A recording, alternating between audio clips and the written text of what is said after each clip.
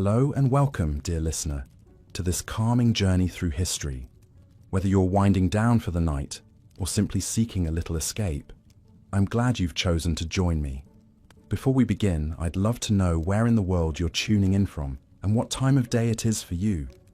It's our way of saying hello in this community of nocturnal historians. And if you enjoy this kind of soft, immersive storytelling, I invite you to subscribe so you can drift off to more soothing tales from the past. Now make yourself comfortable, take a deep breath, and let your mind wander with me back in time, across the mists of centuries, to the world of the Vikings. What comes to mind when you picture these legendary seafarers? Perhaps it's the sight of dragon-prowed ships slicing through icy northern waves, or the clash of swords and shields on the battlefield. But tonight, we'll be exploring a quieter side of Viking society, one that is often overlooked, but no less essential: the realm of Viking women. To truly understand the lives of these remarkable women, we must first immerse ourselves in their world. So come with me now to a small Viking settlement, somewhere along the windswept coasts of Scandinavia. The year is 834 AD. It's a crisp autumn day, and the birch and ash trees are ablaze with colour against a steel grey sky. Wood smoke curls from the carved dragon-head peaks of the longhouses. A dog barks, geese honk, and children's laughter echoes across the hills. At first glance, it looks like any other Viking town, with men busying themselves around the harbour and pastures.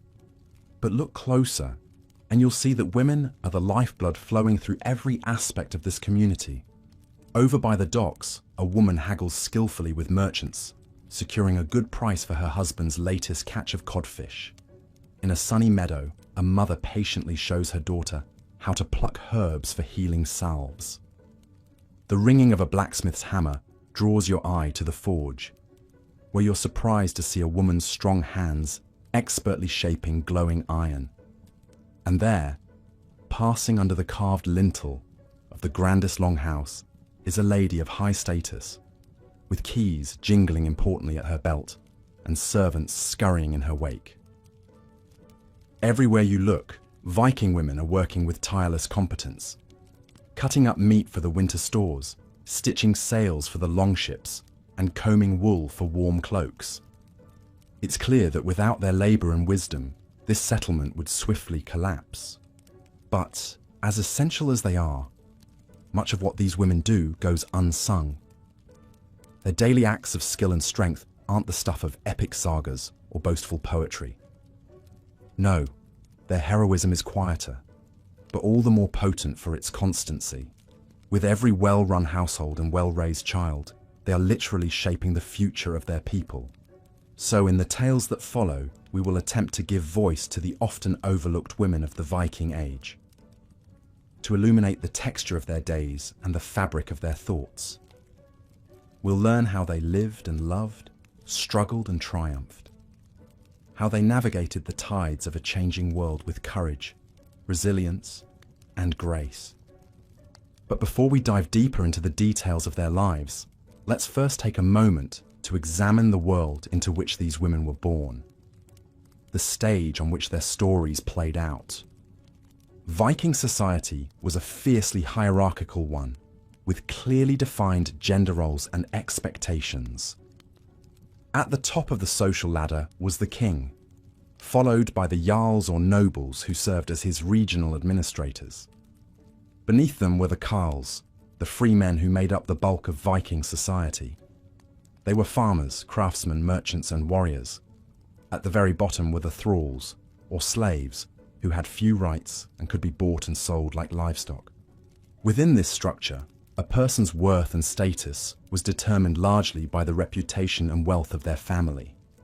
And for women, their position was inextricably tied to the men in their lives: fathers, husbands, brothers, and sons. In general, women were subordinate to male authority. They could not represent themselves in legal proceedings, for example, but had to be represented by a male relative. The word of a woman was weighted less than a man's.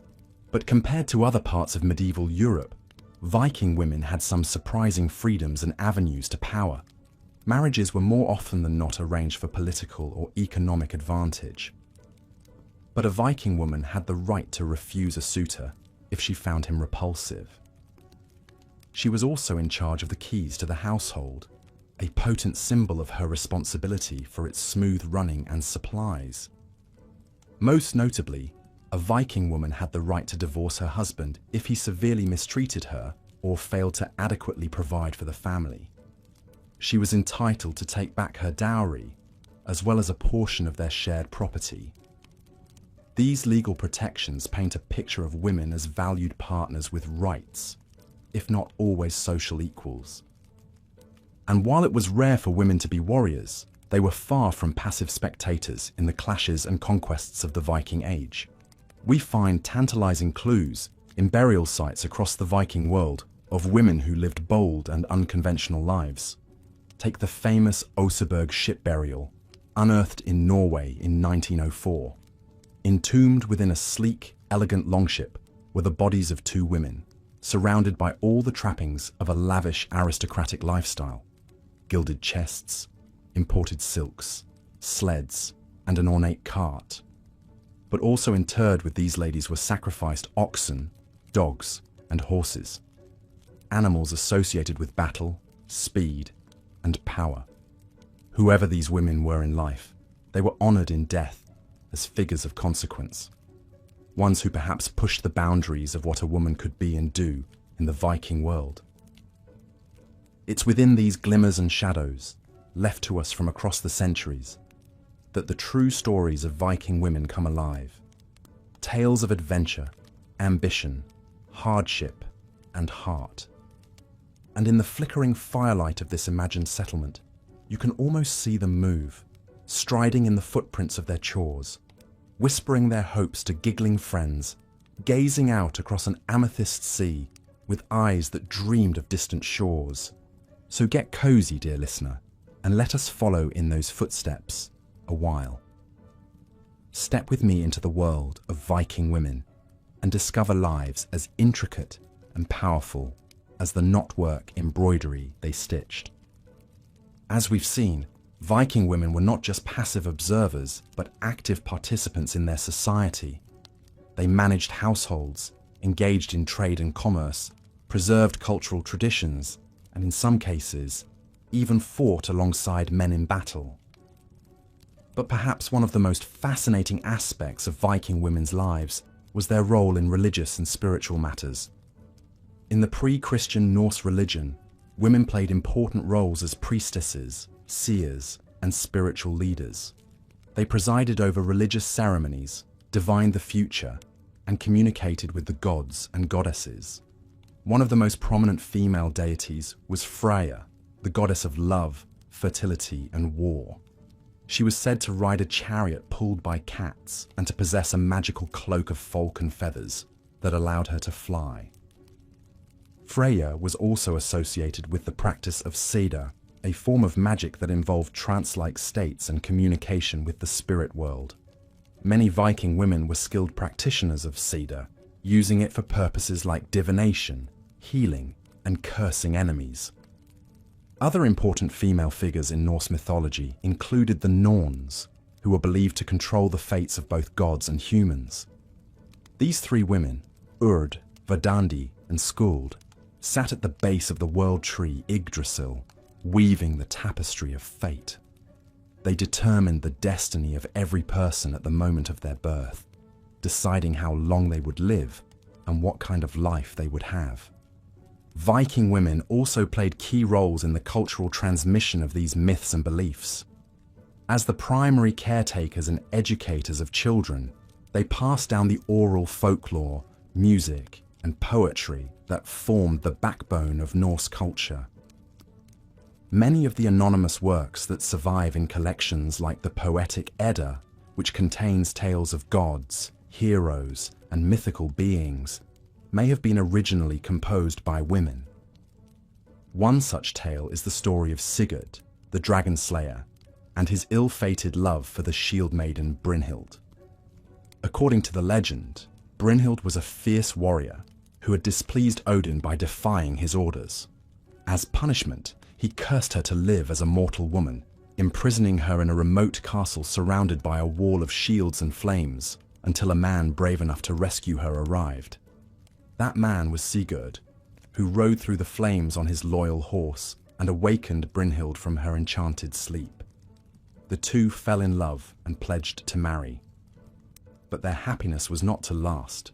Through a complicated web of curses, betrayals, and magical deceptions, Sigurd ended up marrying another woman, Gudrun, while Brynhild was forced to wed Gudrun's brother.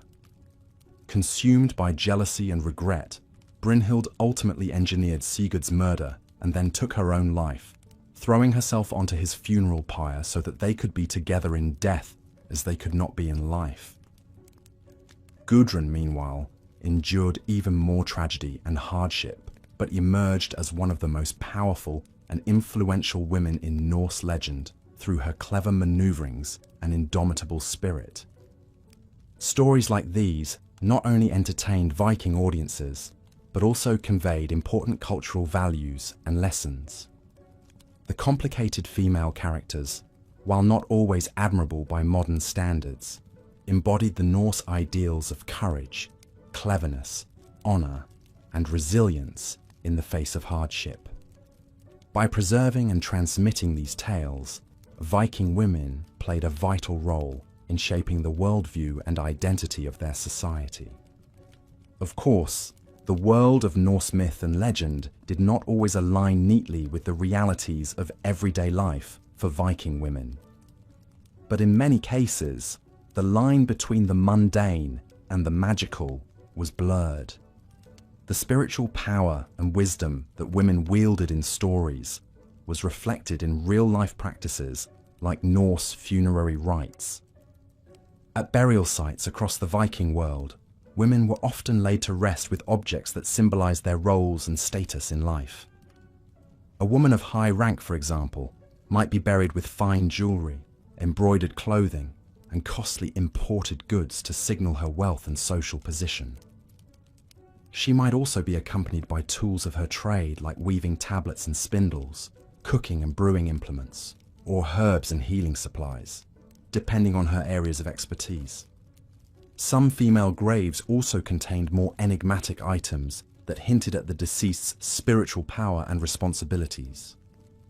At Fireplace in Denmark, a woman was buried with an iron staff thought to be a sorceress's wand used for directing spiritual energy during rituals. Unusual animal remains like cats or ravens in women's graves are interpreted as familiars that might aid them in magical workings. One of the most spectacular examples of such a burial is the Oseberg ship grave, discovered in Norway in 1904. Dated to around 834 CE, the grave contained the remains of two women laid to rest in an elaborately carved Viking longship, along with a treasure trove of grave goods. Buried with rich textiles, sleighs, carved furniture, and a complete ox head, the women are thought to have been a queen and her attendant or relative. But along with the luxurious trappings of wealth and status, the Oseberg burial also included more unusual items that suggest the women may have held religious roles. The grave contained wooden staffs, possibly used for ritual purposes, rattles, and a cache of cannabis seeds, which some scholars believe may have been used to induce altered states for magical or shamanic practices. Were these women priestesses, seers, or sorceresses, as well as members of the social elite? While we may never know for certain, the lavishness of their burial and the esoteric nature of some of their grave goods hints at the complex interplay of gender, power, spirituality, and status in Viking Age society. Far from being passive victims of a patriarchal culture, at least some Viking women attained great wealth, influence, and respect, even if the means by which they wielded power might look very different than a male warrior or chieftain. As Christianity spread throughout the Viking world in the 10th and 11th centuries, the role of women in Norse spiritual life began to shift. While the old gods and goddesses did not disappear overnight, their worship was gradually displaced by the new religion. Some Viking women embraced the change, seeing in Christianity a path to greater power and influence. One such woman was Gudrid Thorbjarnardóttir, born in Iceland around 980 CE. A true woman of the Viking Age, Gudrid's life was shaped by the voyages, settlements, and conflicts that defined her era. She was married 3 times, widowed twice, and travelled farther across the Viking world than almost any other woman of her time. Gudrid first arrived in Greenland as a young woman accompanying her father, who had decided to join the colony established there by Eric the Red. She soon caught the eye of a prominent explorer named Thorstein Eriksson, and the two were married. But their happiness was short-lived. Thorstein died of disease just a few months later, leaving Gudrid a young widow in a harsh and unforgiving land. Undaunted, Gudrid embarked on a series of adventures that would take her from Greenland to the shores of North America and back again. She married Thorstein's brother, Leif Erikson, the famed explorer, credited with establishing the short-lived Viking settlement at Lanceau Meadows in Newfoundland. Some accounts even suggest that Gudrid herself gave birth to a son, Snorri, at the North American settlement, which would make him the first European child born in the New World. Throughout her travels, Gudrid displayed a remarkable openness to new experiences and ideas. She was among the first Greenlanders to convert to Christianity, and later in life, she made a pilgrimage to Rome, a journey that would have been extraordinarily difficult and dangerous for a Viking Age woman. Her adopted faith clearly gave her both comfort and a sense of purpose in the face of repeated hardships and losses. After returning from Rome, Gudrid became an anchoress, living in a small enclosure attached to a church in Iceland. There, she spent her final years in quiet contemplation and prayer, revered by her community as a wise woman and a living saint. Her remarkable life story, preserved in the Icelandic sagas, embodies the challenges and opportunities that Viking Age women faced, and the ways in which they met those challenges with resilience, adaptability, and grace. Gudrid's life also highlights the ways in which the spread of Christianity gradually altered the religious and social landscape of the Viking world. As the old gods were forgotten and pagan rituals fell out of practice, women's roles as spiritual leaders and practitioners of magic waned. At the same time, the church offered new avenues for women to wield influence and authority as abbesses, anchoresses, and saints.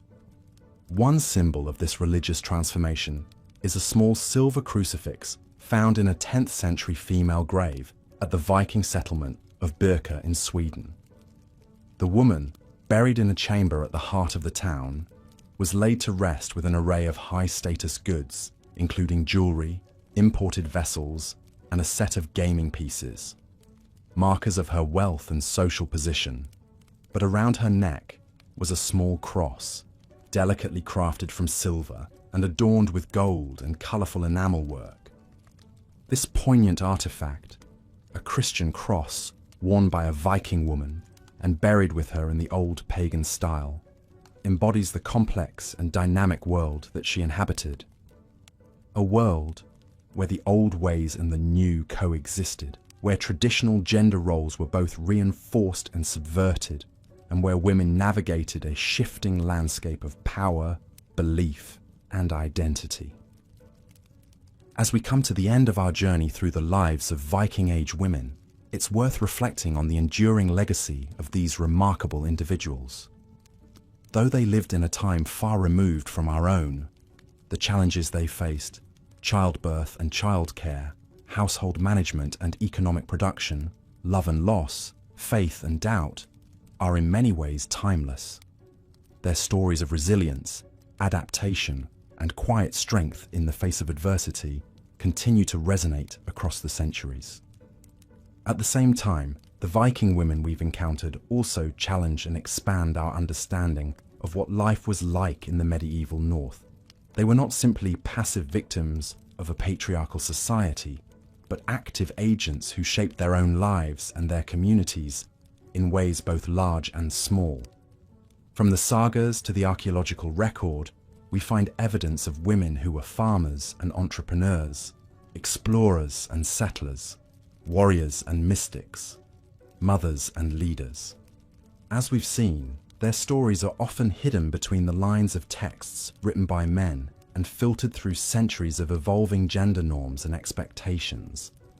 But by reading those texts with fresh eyes, asking new questions, and integrating insights from archaeology, art, and material culture, scholars are slowly but surely recovering a more nuanced and complex picture of Viking womanhood. In the end, perhaps one of the most important lessons we can take from these women's lives is a reminder of the common humanity that binds us across time and space. Though separated from us by a vast gulf of language, culture, and belief, the Viking women we've met were not so different from women today, striving to make a good life for themselves and their families, to find meaning and purpose in a world full of challenges and change, to leave their mark on history in ways both great and small. As we drift off to sleep, buoyed by their stories, we might imagine ourselves back in that longhouse where we began, the fire burning low, the soft sounds of women's voices and work filling the air. We might picture ourselves as one of those women, rising to face another day, tending to children and cattle, stitching a sail or stirring a pot, spinning wool or whispering a prayer.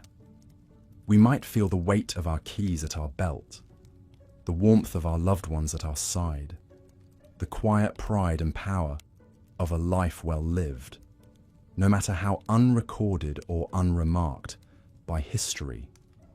And as we slip into dreams, we might carry with us a renewed sense of connection to the women who came before us. Not just the Vikings, but all the generations of mothers and daughters, sisters and wives who have shaped our world in ways we're only beginning to understand. Their legacy lives on in us, in the work we do and the stories we tell, in the way we face our own challenges with grace and grit. May we honor them by remembering, and by carrying their light forward into whatever new dawns await. As the sun set over the fjord, Gudrid Thorbjarnardottir watched her young son Snorri play along the rocky shore. The waves lapped gently at his feet as he chased a gull, his laughter echoing off the cliffs. Gudrid smiled to herself, remembering the many shores she had stood upon in her life, the black sands of Iceland, the icy coasts of Greenland, and even, so briefly, the rich forests of Vinland, far to the west. Gudrid was born around the year 980 in the Icelandic colony her family had helped establish just a generation before. Even for the daughter of a prosperous farmer, life on this stark and beautiful island was full of hardship. The winters were long and dark, food was often scarce, and the threat of disease or injury was never far away. But Gudrid proved resilient from an early age. She learned all the skills a young Viking woman needed to thrive.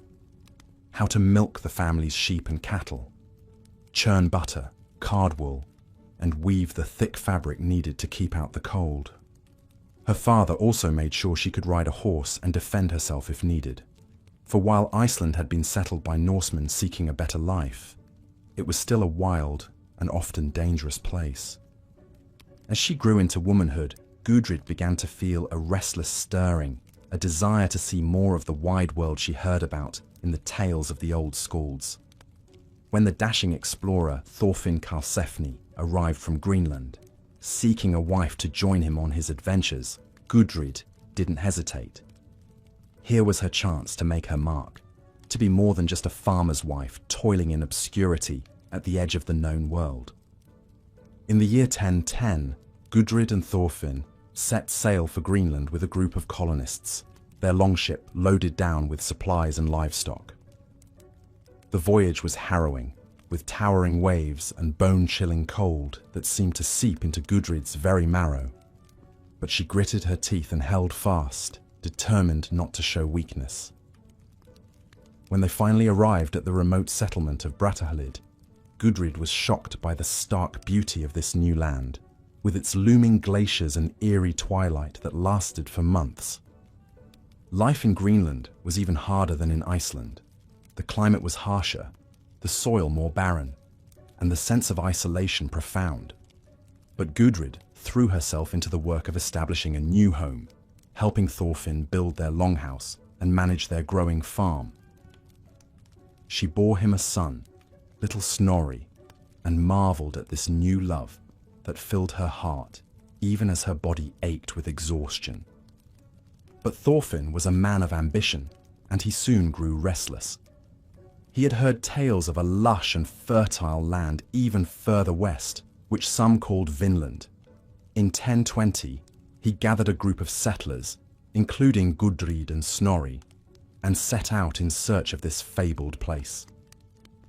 The journey was long and arduous, with icebergs looming like ghostly sentinels and the constant fear of getting lost in the vast empty sea. When they finally reached the shores of what is now Newfoundland, Gudrid was stunned by the richness of this new land. Lush forests of timber stretched as far as the eye could see. The rivers teemed with fish, and wild grapes grew fat on the vines. Here, it seemed, they could build a new life of plenty, far from the hardships of Greenland and Iceland.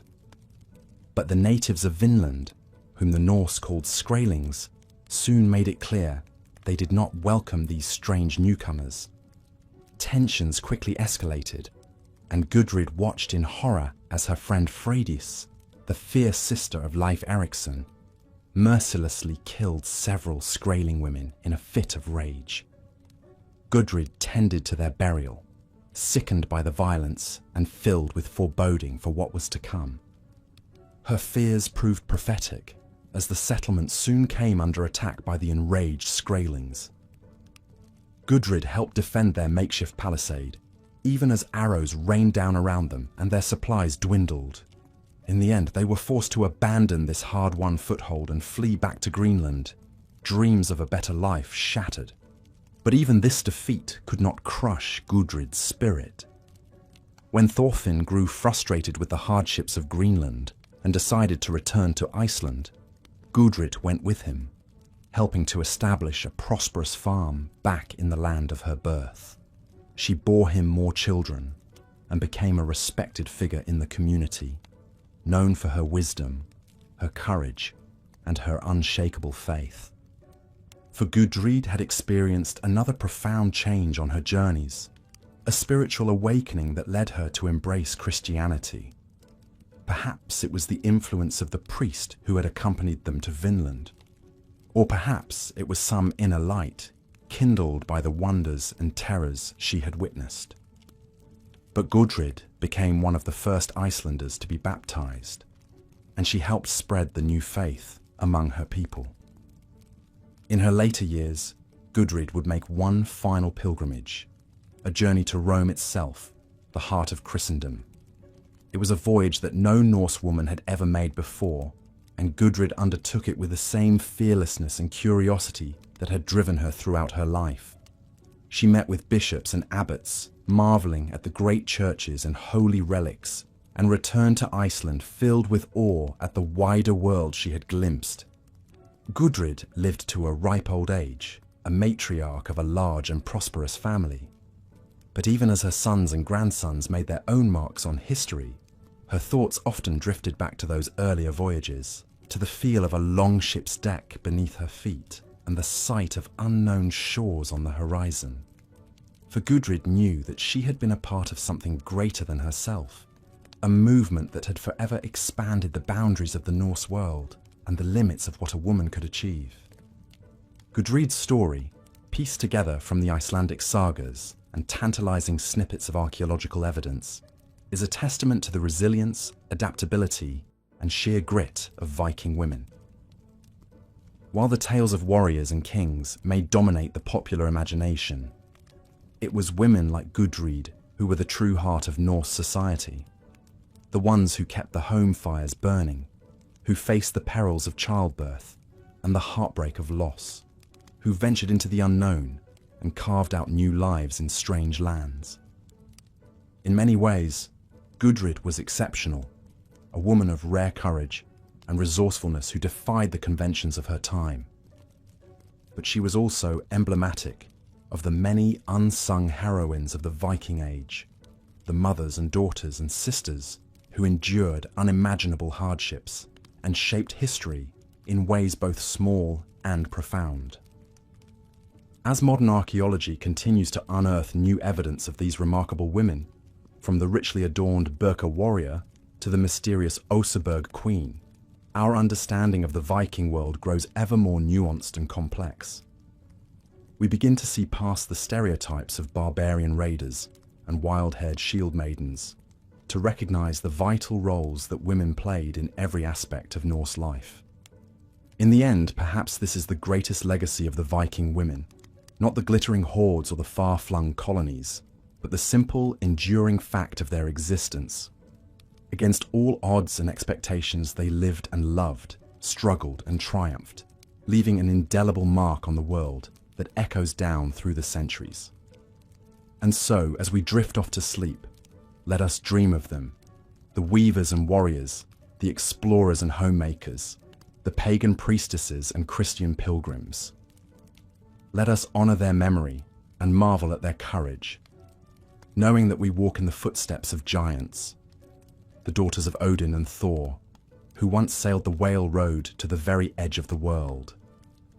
As we've seen, while Viking women's lives were in many ways defined by domestic and familial duties, there were also remarkable individuals who broke the mold and made their mark on history.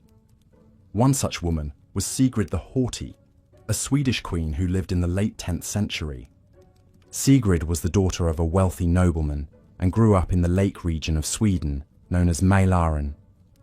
From a young age, she was known for her beauty, intelligence, and strong will.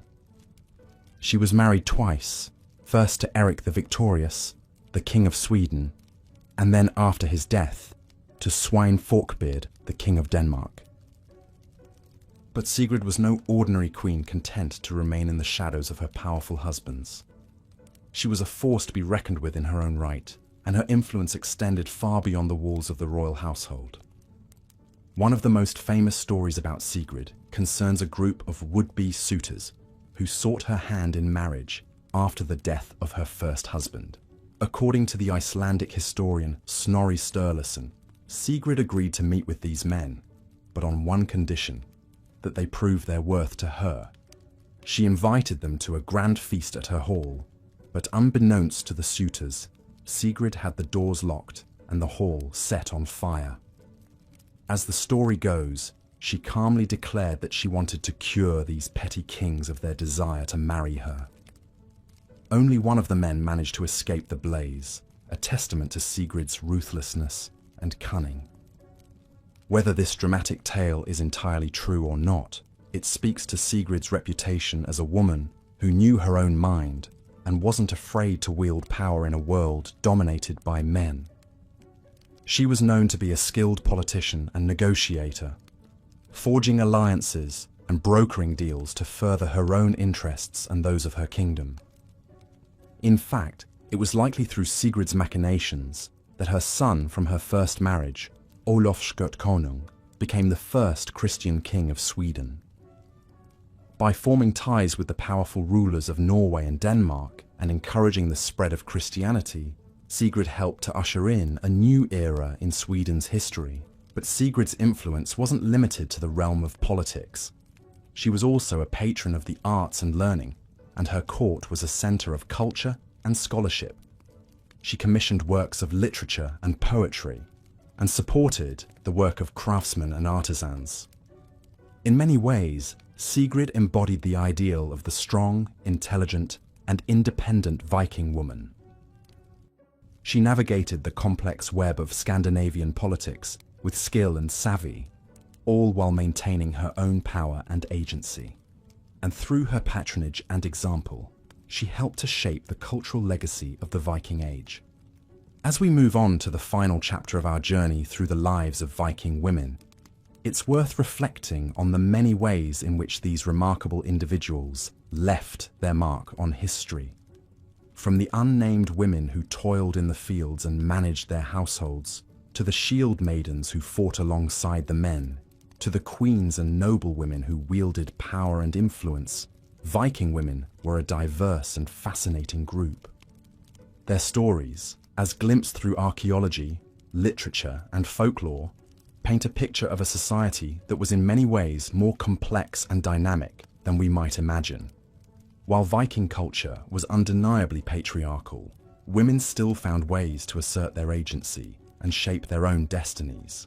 In recent years, new discoveries and scholarship have helped to deepen our understanding of Viking women's lives.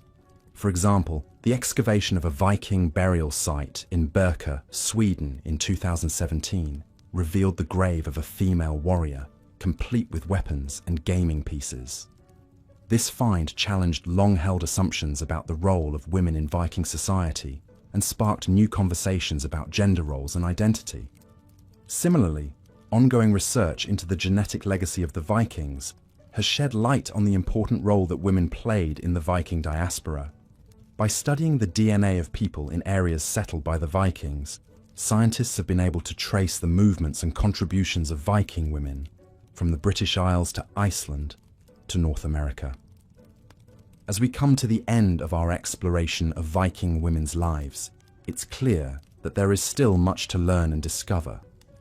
But one thing is certain: these remarkable women left an indelible mark on history, one that continues to inspire and fascinate us to this day. So the next time you find yourself marveling at the achievements of the Vikings, their daring voyages, their cultural and artistic legacies, their impact on the world stage, remember the women who made it all possible: the wives and mothers, the healers and artisans, the warriors and queens, each one a vital thread in the rich tapestry of Viking history. And as we drift off to sleep, let us dream of those long ago days when Viking women walked the earth, their spirits as fierce and indomitable as the northern seas they called home.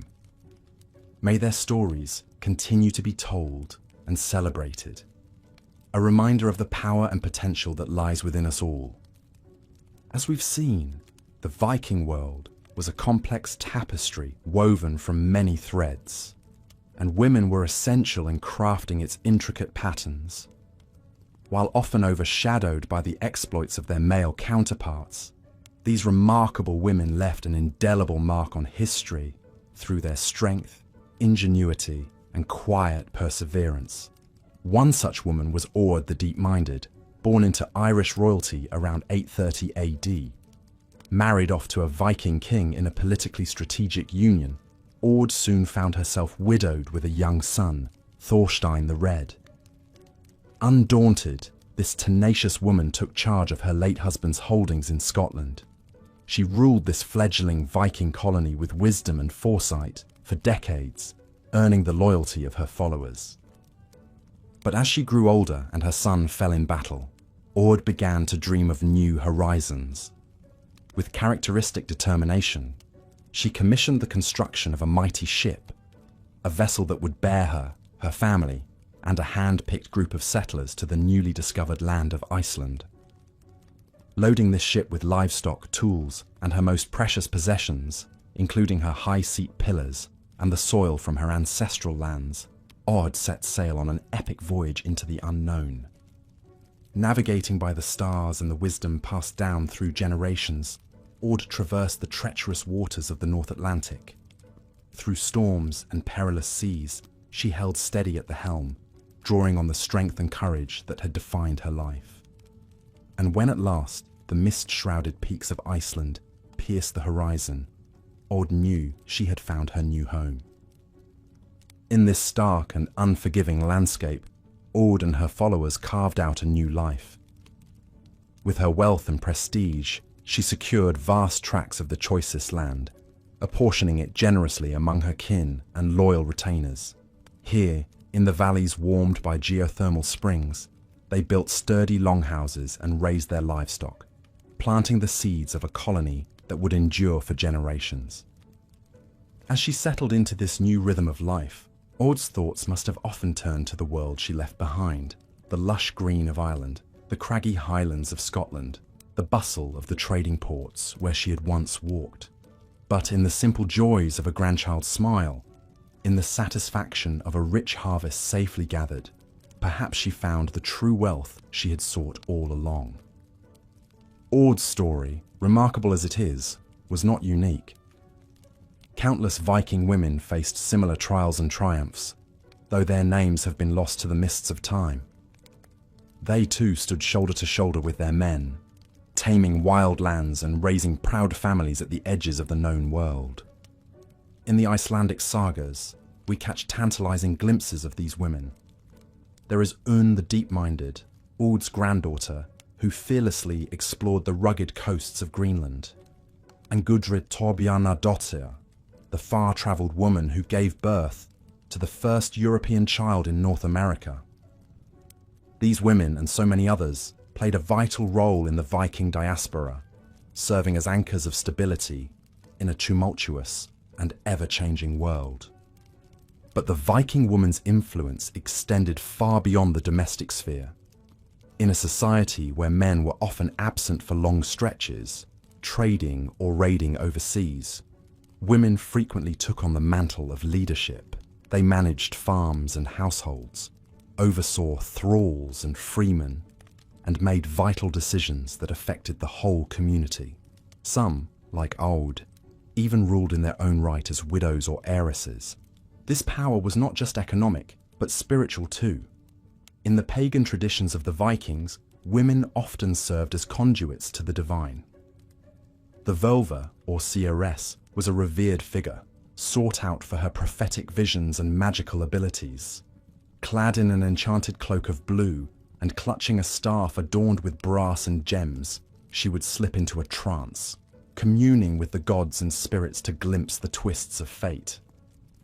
One of the most famous Völva was Thorbjorg, whose visit to a Greenland farm in a time of famine was immortalized in the saga of Eric the Red.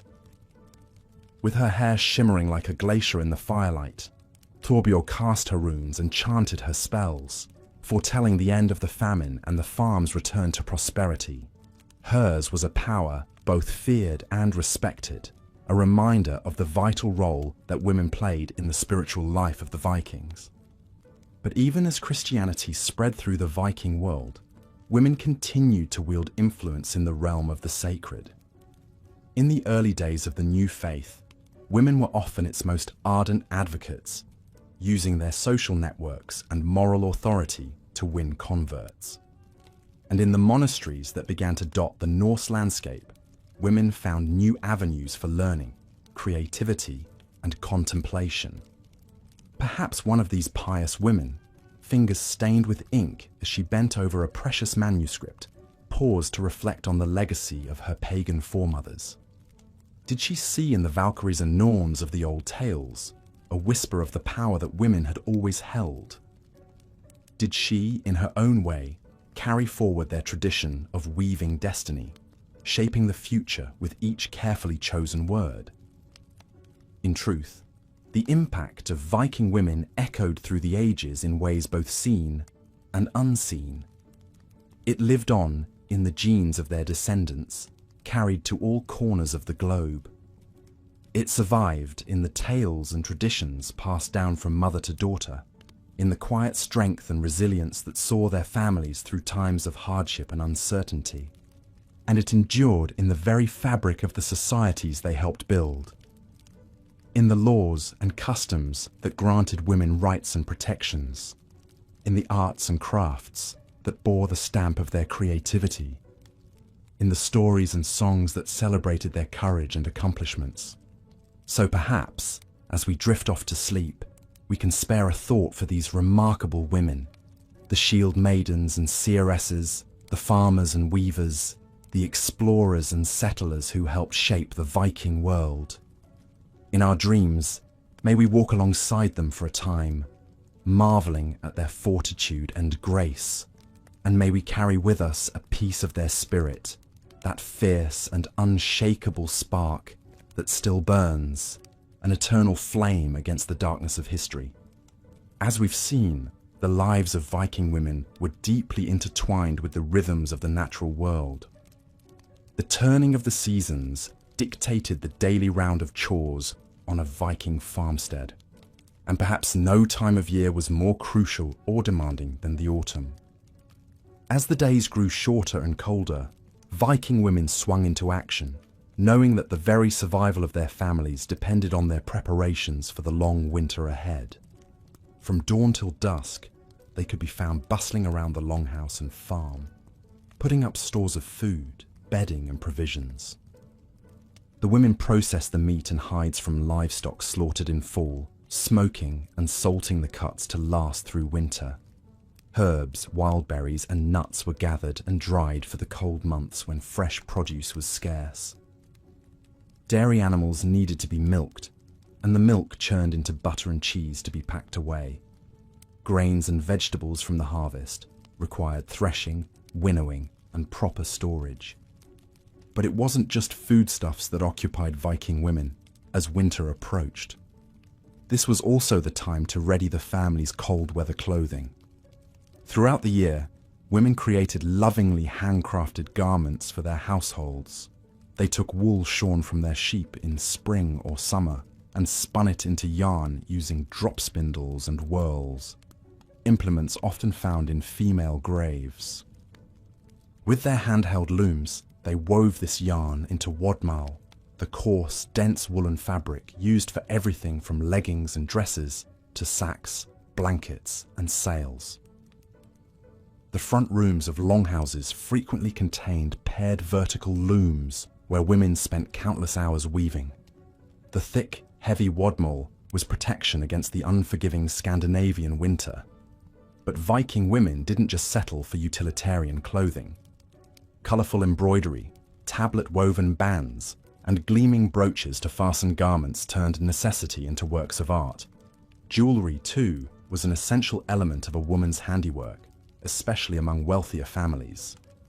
Impossibly intricate gold and silver brooches, pendants and earrings have been uncovered from female burial sites across the Viking world. Far from mere decorative baubles, this ornamentation conveyed important messages about a woman's identity, status, and family connections. The fruits of women's textile and handicraft labours were on display each autumn at important seasonal markets and fairs. Here, women bartered or sold their surplus to acquire goods they couldn't produce themselves. Fine metalwork, shells, beads, silk, spices and more made their way into Viking households through such savvy exchanges. But perhaps the most miraculous transformation women worked each fall was turning the summer bounty into beer and mead.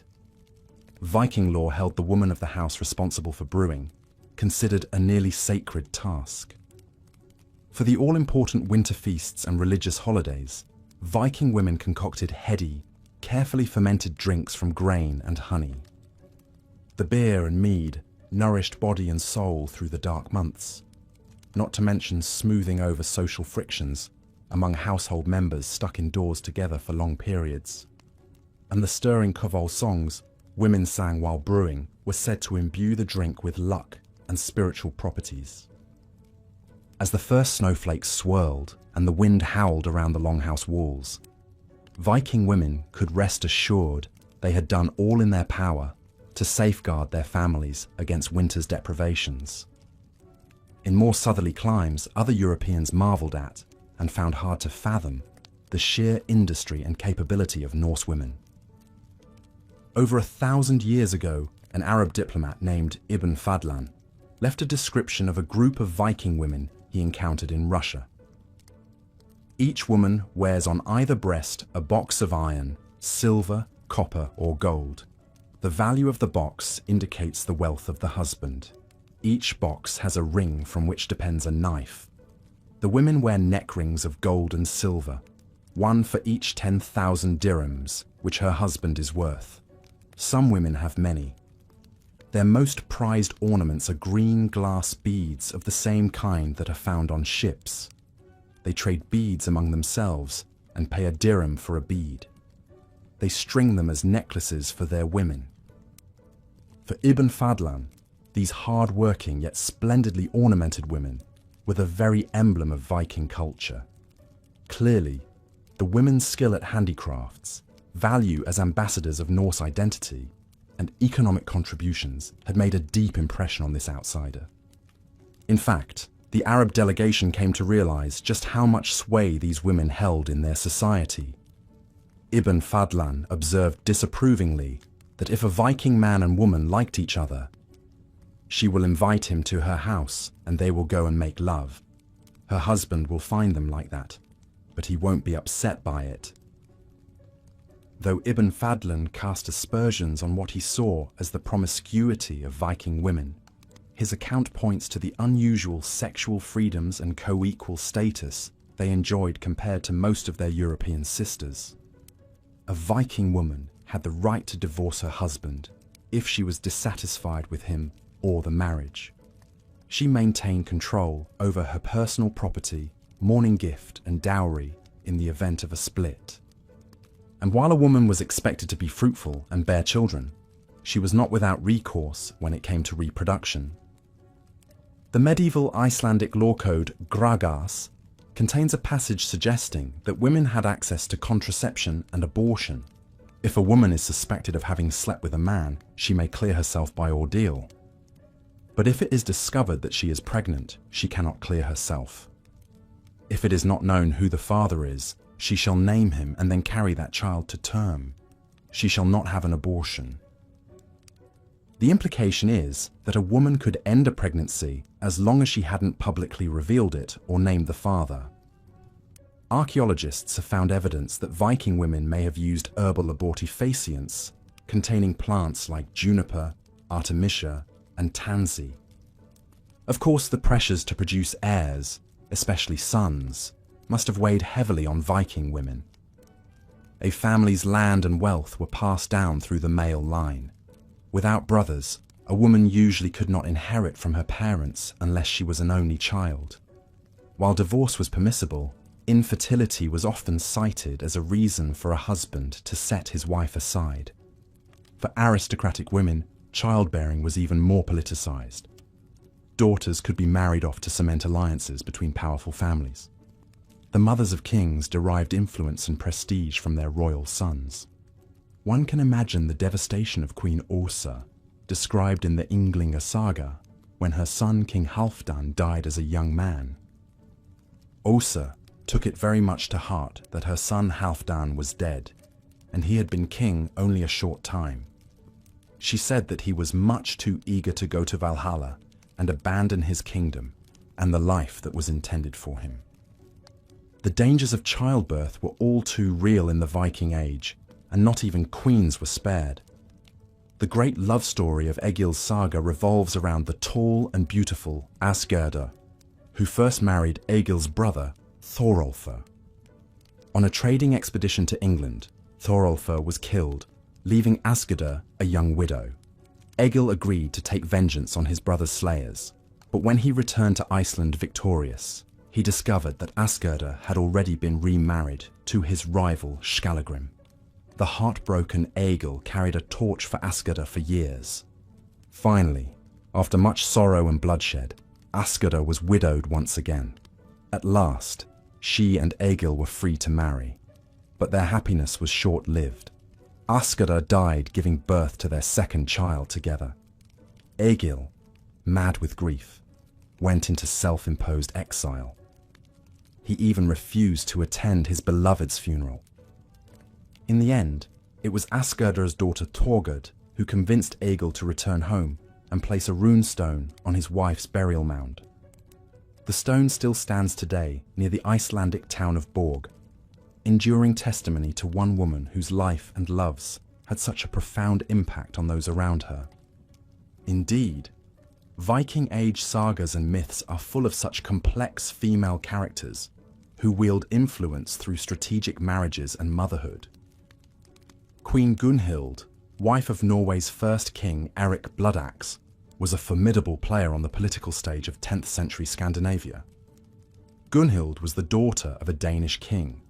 She first wed Eric's brother Halfdan, but when Halfdan died, Eric inherited his lands and wife. A beautiful and ambitious woman, Gunhild bore Eric many sons and urged him to eliminate his rival siblings. After a long and bloody struggle, Eric was driven from Norway into exile. But even then, Gunhild continued to scheme for her son's advantage. She negotiated their fosterage with the English king Athelstan, who was so taken with her that he became the boy's protector. Though Eric and Gunhild both met violent ends, their sons went on to reclaim dominion over Norway and rule as kings. For good or ill, it was Gunhild's fierce intelligence and iron determination, not just her royal womb, that proved instrumental to her progeny's success. While Gunhild's path to power ran through the birthing bed, other women found less conventional routes to authority and influence. In the Laxdæla saga, we meet Unar the Deep-Minded, one of the most remarkable female characters in Old Norse literature. Born Aud Ketilsdottir in Ireland, Unar was the daughter of a Norse king. At a young age, she married a Viking settler in the Scottish Hebrides named Olaf the White. Together, they sailed to Dublin, where Olaf became a great warrior king. Unar gave her husband a son and grandson, but eventually, Olaf fell in battle, leaving Unar a widow in precarious political circumstances. Undaunted, Unar secretly commissioned the building of a ship. She loaded it with her family's portable wealth and set sail for Iceland with a hand-picked crew. In Iceland, Unar claimed vast stretches of empty land, which she generously apportioned among her supporters. She established her own farmstead and became renowned for her wisdom and foresight. Even the law speaker and chieftain Thorstein looked to Unar for advice. In her later years, Unar decided she wanted to marry off her favorite granddaughter, Olaf, to Thorstein's son.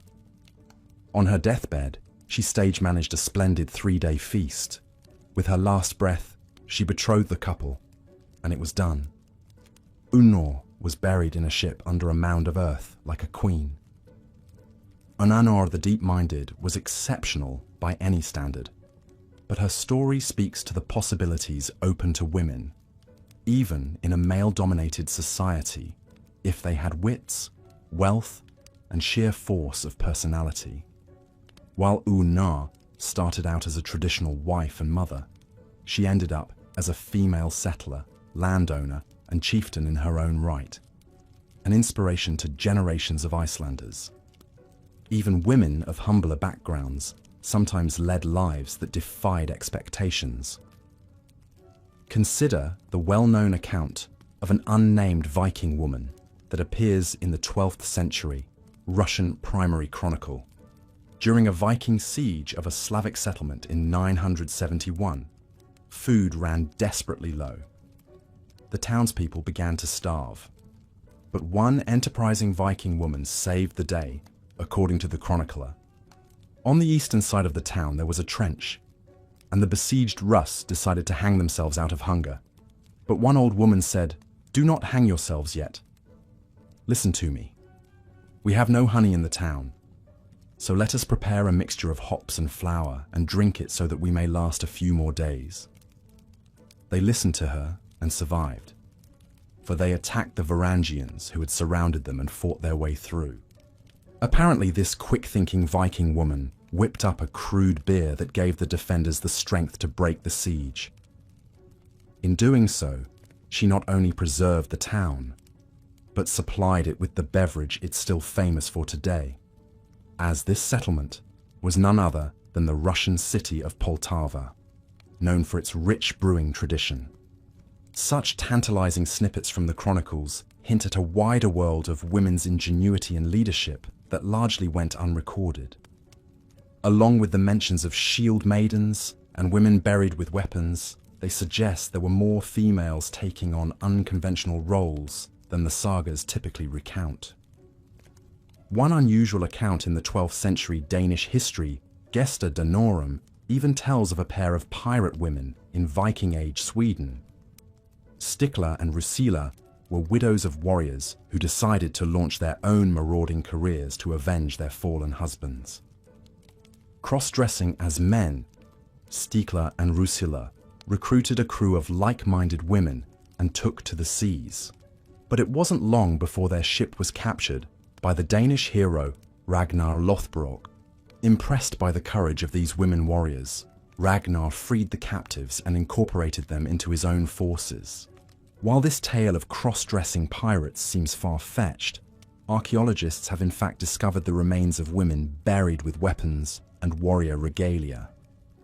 In 1889, excavators of a Viking burial mound in Birka, Sweden, were shocked to uncover a sword-bearing skeleton that appeared to be female.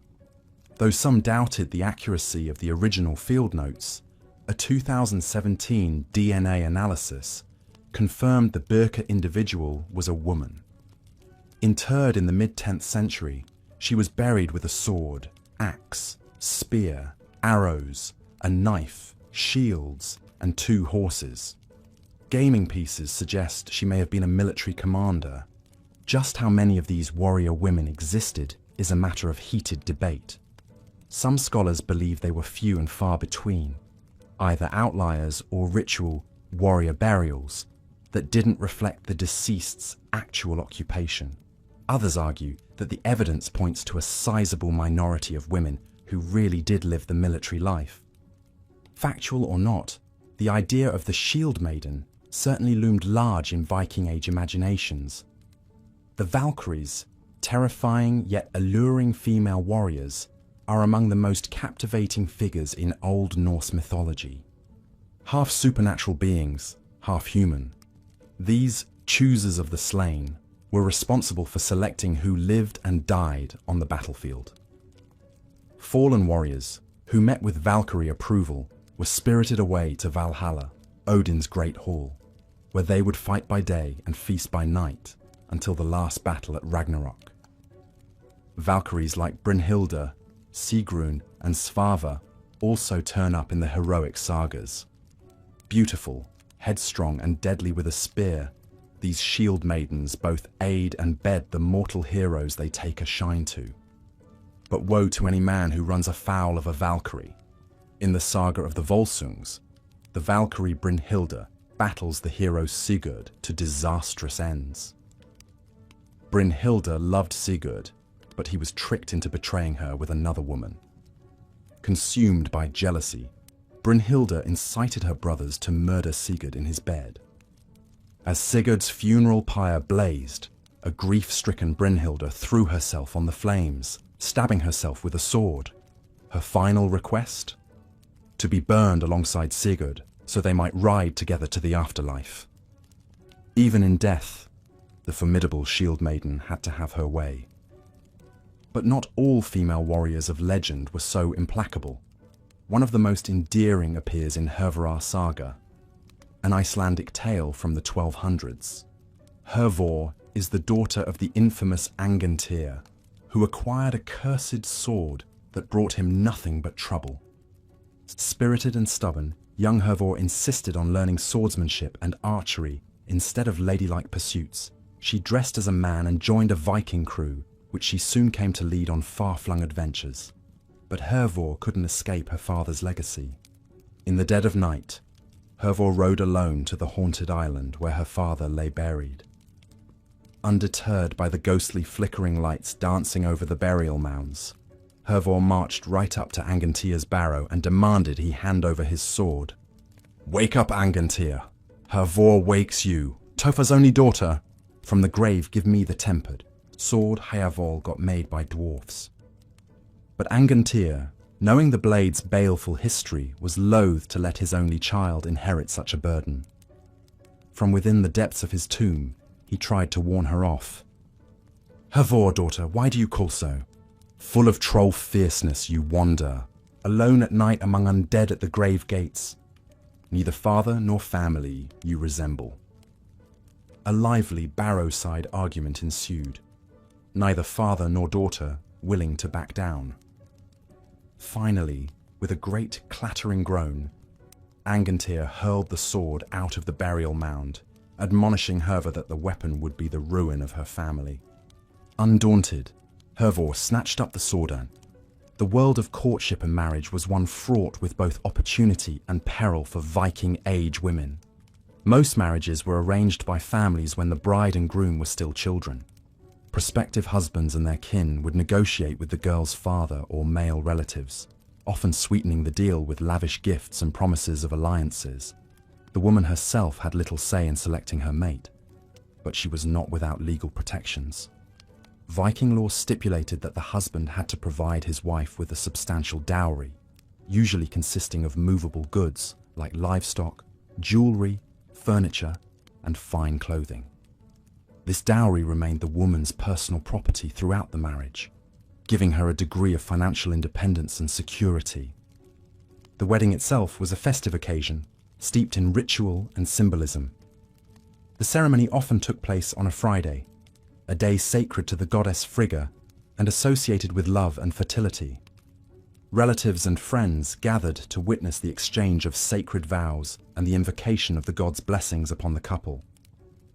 In one charming tradition, the groom presented his new bride with keys to the household's various locks, chests, and doors, a symbolic gesture entrusting her with both the practical and spiritual management of the family's domestic affairs. With the wedding feast concluded, the couple was escorted to the bridal bed, where specially chosen relatives would await confirmation that the marriage had been consummated, sealing the union in the eyes of society and the law.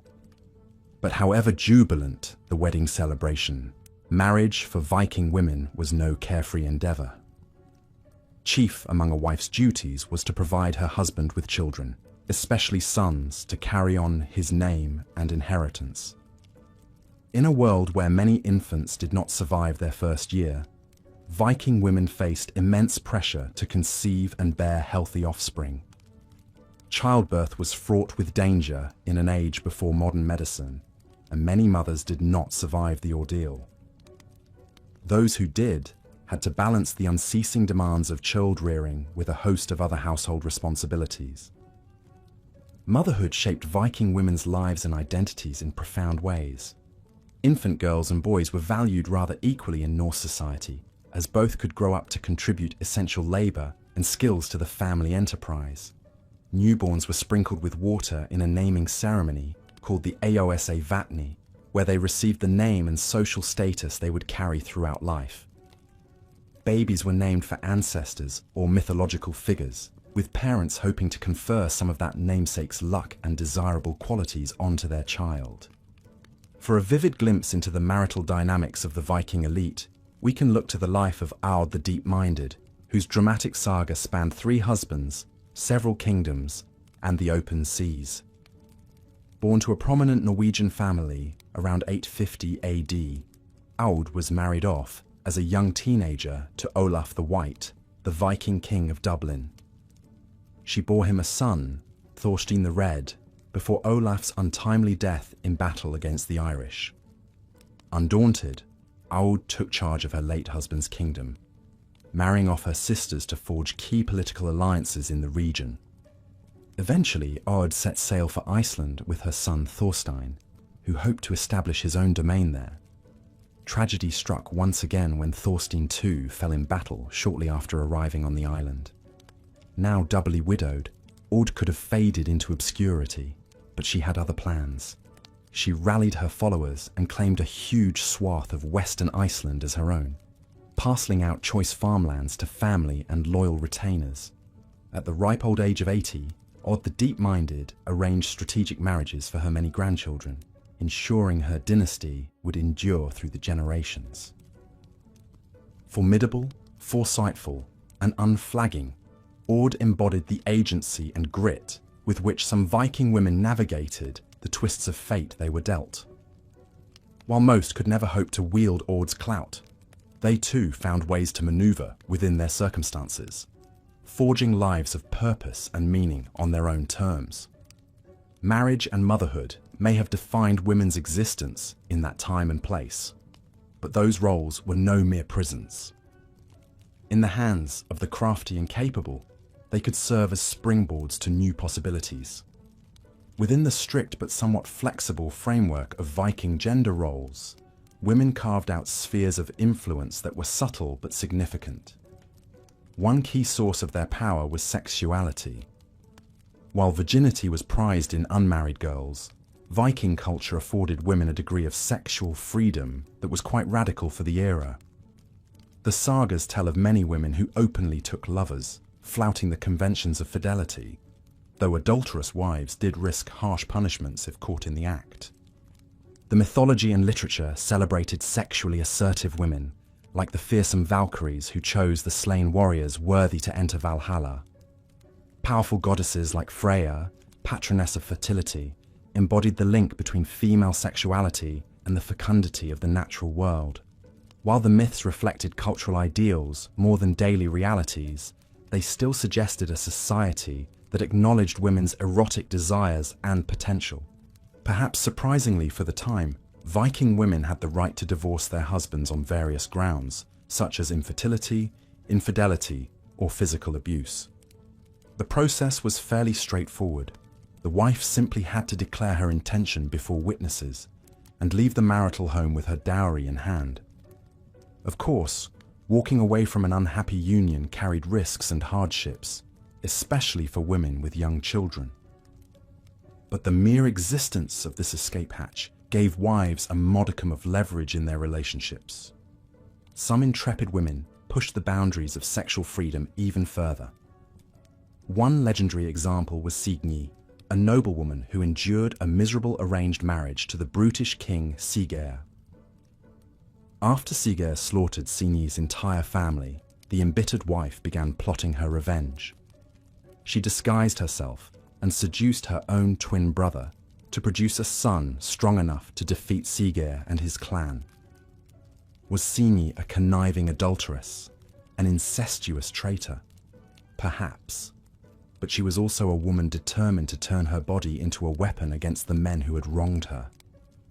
While surviving historical accounts are sketchy, there are hints that some Viking women had access to herbal contraceptives and abortifacients to control their fertility. Excavations have unearthed seeds and pollen from plants known to have medicinal properties related to women's reproductive health. The idea of women wielding such knowledge is quite plausible, as they were often the ones tasked with growing, preparing and administering herbal remedies of all kinds.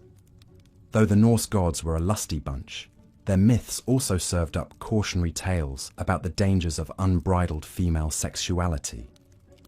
Consider the bewitching giantess Gerd, who so inflamed the god Freyr with lust that he gave away his magic sword for a chance to bed her. That missing sword would later cost Freyr his life in the apocalyptic battle of Ragnarok.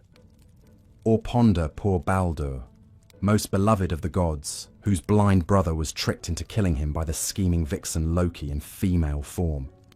Over and over we see the tension between alluring and threatening female sexual power. For mere mortal women, though, that power was tightly constrained. The sexual double standard was alive and well in the Viking Age. While men's dalliances were winked at, women were held to a far stricter code of propriety. An unwed mother, or a woman known to have taken many lovers, would have found it difficult to make a good marriage match. Her perceived value was inextricably linked to her virtue, or at least the public performance of it. But some brave women chose to navigate their sexuality on their own terms, no matter the risks or reproach. In their world of limited choices, even small acts of erotic defiance could feel revolutionary. By claiming the right to pursue pleasure, to decide when and with whom to share the intimate gifts of their bodies, these unconventional women quietly redefined the boundaries of the permissible. They left a legacy of boldness and self-possession that still resonates down the centuries. Of course, sexuality was but one facet of the richly complex lives Viking women led. At the heart of their world was the home, the vital center around which all of Viking society revolved. And running those households was no simple matter. Especially on the large, prosperous farms of the elite, managing the domestic realm was akin to overseeing a bustling corporation, with a lady of the house as its CEO.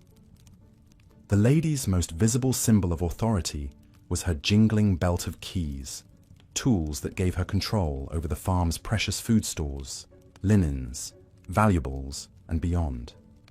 Each day, She would rise early to unlock the sheds and pantries, doling out the provisions needed to feed and clothe her sizable brood. And what a brood it was!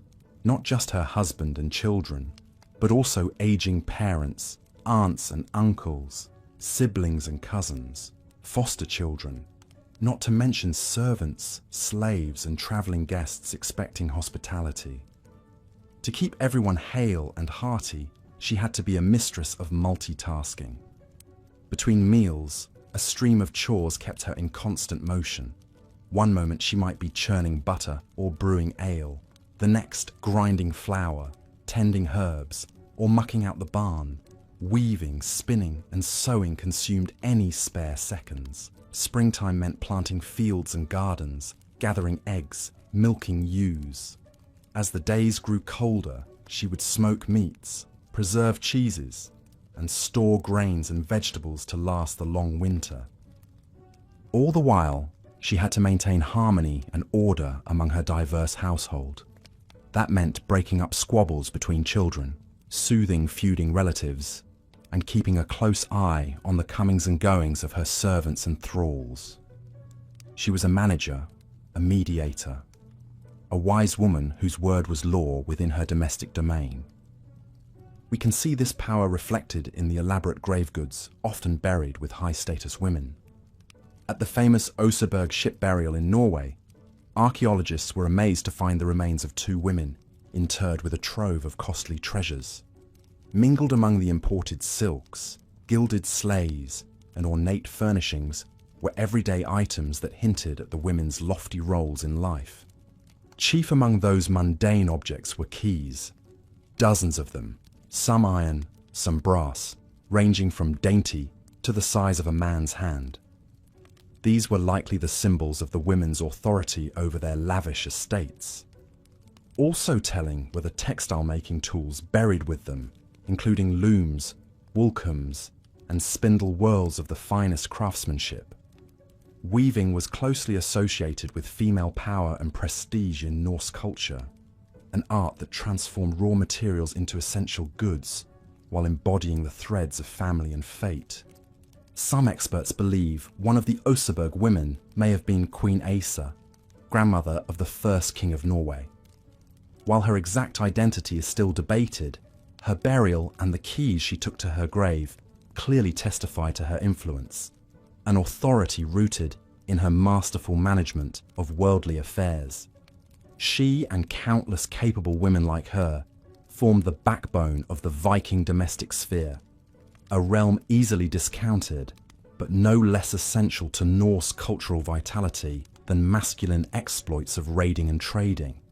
As we've seen, Viking women led lives that were in many ways defined by their domestic roles and responsibilities. But while managing a household and raising children may have been their primary duties, this did not mean women were mere background characters in Viking society. Far from it, many found ways to exert influence and agency both within the home and in the wider world. One key way women wielded power was through their control of household resources.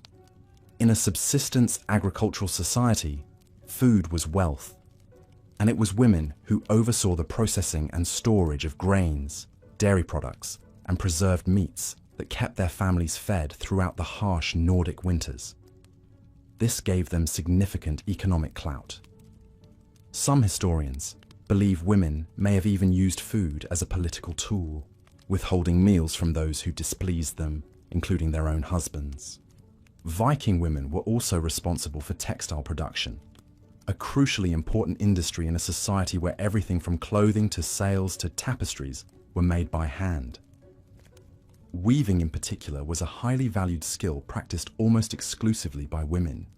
Textile historian Michelle Hayeur-Smith has argued that weaving was seen as a kind of magic, a way of creating order from chaos that paralleled the gods' act of creation. The tools of the weaver's trade, looms, spindles, whorls, are among the most common grave goods found in female Viking burials.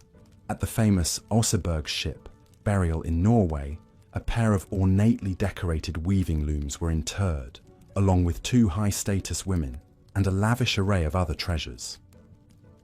Scholars believe the Oseberg queen may have been a priestess of the fertility goddess Freya, who was closely associated with weaving and women's handicrafts. The quality and artistry of a woman's handiwork was a source of personal and familial pride.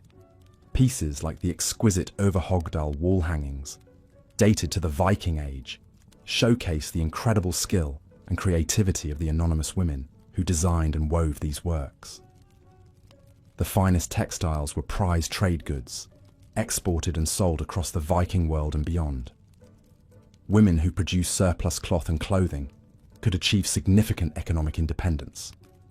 Some enterprising women even ventured into long-distance trade, accompanying their merchant husbands on voyages or sending goods to be sold overseas. A woman named Gudrid is recorded as having made multiple trips between Greenland, Iceland, and Newfoundland in the early 11th century, surviving shipwrecks and other hazards. Another account tells of a wealthy Norse woman in Ireland who owned and sailed her own ships for trading expeditions. While such globe-trotting female traders may have been relatively rare, many Viking women engaged in local commerce, selling their handicrafts or surplus household goods at markets and fairs. They also played an important role in negotiating trade agreements and setting prices for the farm's products. This commercial involvement could give women a degree of financial autonomy, especially if they were widowed or unmarried and controlled their own assets. Women might also gain influence through their religious roles. In pre-Christian Viking society, women could serve as priestesses and oracles, conducting rituals and divining the future. The most famous of these was the Völva, a seeress who travelled between communities practicing a form of magic known as cider. This shamanistic tradition involved going into a trance and communicating with spirits to gain knowledge and power. While cider was not exclusively a female domain, it does seem to have been a practice closely associated with women and with the goddess Freya, who was said to have taught it to the gods and humans. In the Norse poem Lokasenna, the trickster god Loki taunts the god Odin for practicing cider, saying it is unmanly of him. This suggests that cider may have been seen as a feminine form of spiritual power. The Völva were both respected and feared in Viking society.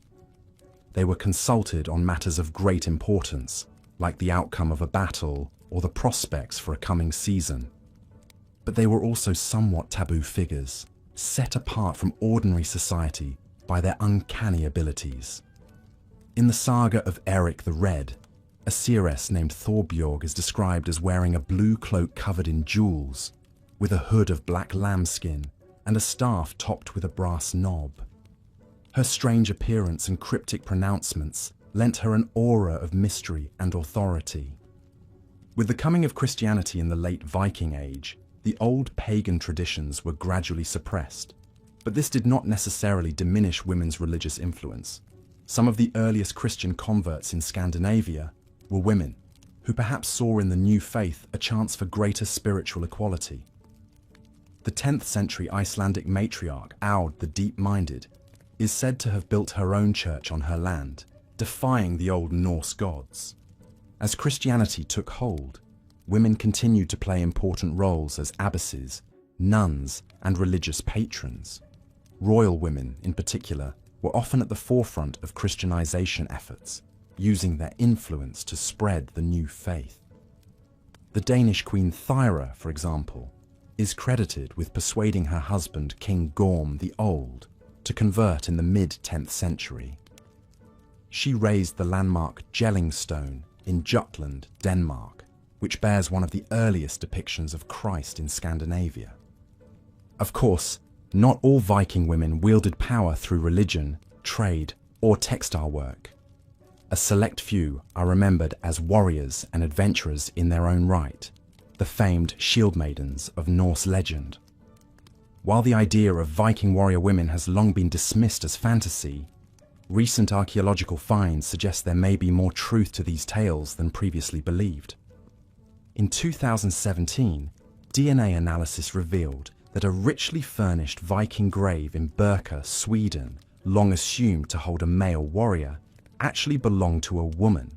Her burial included a full set of weapons, gaming pieces, and 2 horses, pointing to her high status as a fighter. While this Burka warrior woman is so far one of a kind, her existence lends credence to the accounts of shield maidens found in Norse sagas and myths. One such legendary figure is Lagertha, a fearsome fighter said to have caught the eye of the famous Viking hero Ragnar Lodbrok. According to the 12th century Danish chronicler Saxo Grammaticus, Lagertha fought at Ragnar's side in a great battle, her long hair flowing loose as she mowed down the enemy with her sword. Impressed by her prowess, Ragnar sought and won her hand in marriage, though the saga says Lagertha later divorced him when he took another wife. Whether Lagertha really existed or not, her story speaks to the ideal of the strong, independent Viking woman celebrated in Norse folklore. Other famous shield maidens include Hervor, who wields a cursed sword and leads a band of Viking raiders, and Brynhild, the Valkyrie turned mortal warrior queen, who helps orchestrate the downfall of the hero Sigurd. While clearly mythologized, these figures may reflect a grain of truth about the role some women played in Viking warfare and raiding. More certain is the vital part Viking women played as settlers and colonists in the great Norse diaspora of the 9th to 11th centuries. As male Vikings ventured west, conquering and settling new lands, women were essential to establishing permanent communities. In Iceland, for instance, early settlers included many prominent widows, who set up their own farms and became matriarchs of sprawling clans. These intrepid female pioneers faced all the challenges of frontier life, from harsh weather to hostile neighbors. In the Greenland saga, Freydis Eriksdottir, the daughter of the famous explorer Eric the Red, leads an expedition to Vinland, likely Newfoundland. There she quarrels with the other settlers, even killing several of them in a fit of rage. While her temper may be exaggerated, Freydis' story hints at the kinds of conflicts that could arise as Viking settlers competed for resources and power in a new land. As Viking society expanded and evolved, women continued to adapt to new roles and expectations. In the later Viking Age, as towns and trade grew, some women found opportunities in urban professions like innkeeping, brewing, and craft production. Others joined the great tide of Norse settlers flowing into the British Isles, Iceland, and beyond, helping to shape new societies that would long outlast the Viking Age itself. Throughout it all, Viking women remained the backbone of their families and communities, upholding traditions and forging new paths as needed. Their stories, long neglected, are an essential part of the Norse saga, one that is still being written as new discoveries shed fresh light on these remarkable historical figures. As we continue to explore the complex and dynamic world of Viking women, we can only marvel at their resilience, creativity, and enduring legacy. In the far north of Scotland, on the windswept shores of Caithness, a Viking woman named Gera stood at the edge of a cliff, gazing out across the grey expanse of the North Sea. The salty wind tugged at her woolen cloak and whipped strands of her golden hair across her face. Gera was born in the early 11th century, in the twilight years of the Viking Age. She was the daughter of a Norse chieftain who had settled in northern Scotland and married a local Pictish woman. Like many of her peers, Gera's life straddled 2 worlds, the fading realm of her Viking forebears and the emerging landscape of medieval Scotland. As a child, Gera learned the domestic arts expected of a young Norse Scottish woman. Her mother and aunts taught her to grind grain into flour, churn milk into cheese, and brew ale in large wooden barrels. She learned to spin wool, weave cloth, and sew warm garments to protect against the biting cold of the northern winters. These skills would serve Gera well when she eventually took charge of her own household. But Gera's upbringing also reflected her Viking heritage. From a young age, her father schooled her in Norse lore and legends, filling her imagination with tales of the gods and heroes of old. On snowy evenings, the family would gather around the central hearth of their longhouse, listening to stories and poems, passed down through countless generations of their Viking ancestors. Gyra learned that women featured prominently in these tales.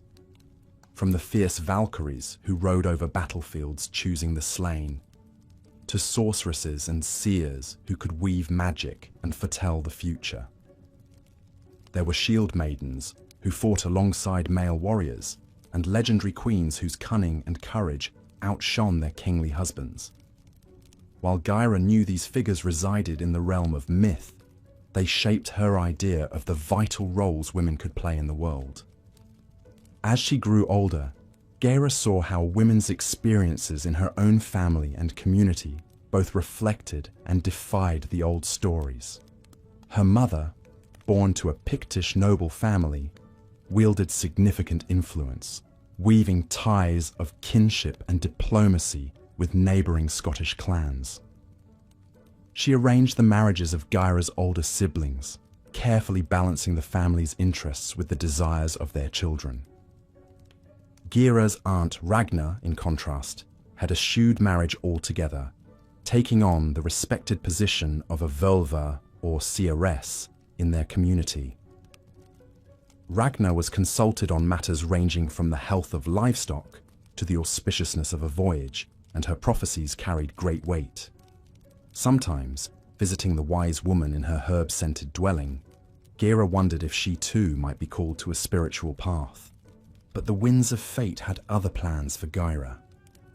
At the age of 15, she was betrothed to the son of a neighbouring chieftain, a political match that would consolidate territory and trading interests in the region. Gyra met her intended only once before the wedding, when the tall, solemn youth named Askell visited her father's hall to negotiate the details of her bride price and dowry. As her wedding day approached, Gyra's female kin enveloped her in a flurry of preparations.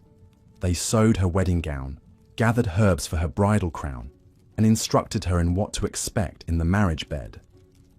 Gyra's mother presented her with the keys to her new household, a potent symbol of the domestic authority she would now wield. On a crisp autumn day, Gyra and Askell stood before their assembled families and community to exchange the sacred vows of marriage. Gyra's father passed her a sword, both a tribute to their Viking ancestry and a symbol of the transfer of her protection to her new husband.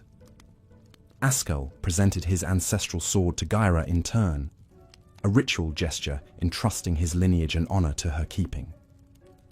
As the celebrations swirled around the mead hall that night, Gyra felt a mix of anticipation and apprehension. She would be leaving behind the world of her childhood, with its familiar rhythms and cherished bonds, to build a new life and family with Askell. While she had been raised to expect and even welcome this transition, a part of her still mourned the carefree years of her maidenhood. In the weeks following the wedding, Gyra threw herself into her new role as mistress of Askell's household. There was much to be done, supplies to be managed, meals to oversee, alliances with neighbouring women to build. Gyra took a quiet pride in her ability to run a complex household, a power she could see mirrored in the capable women around her. As the years passed, Gyra bore Askell 3 children, 2 sons and a daughter, her treasured Signy, named for a legendary queen. Gyra rejoiced in her children, raising them as she herself had been raised, with an ear for the old stories and a heart for adventure. She taught her daughter the womanly arts, but also delighted in her son's progress in hunting and swordcraft. Askell was often absent, tending to affairs of defence and diplomacy, so the children's early years were shaped most by their mother's steady presence. But even as she poured her energy into her family, Gyra never lost her yearning for a wider world. She persuaded Askell to take her on trading voyages to Orkney and Dublin, relishing the chance to see new vistas and barter for exotic goods. At home, she became known as a skilled healer, sought out by folk for miles around. The old knowledge of herbs and charms ran strong in her veins. As her children grew older and more independent, Gyra found herself drawn back to the spiritual callings of her youth. She studied the runes and staves of the old magic, learning to divine the future as her aunt had done. In time, she took on the mantle of Vulva herself, becoming a respected wise woman and seer. It was a role that granted her a new kind of influence, one not tied to her husband's status or her son's exploits.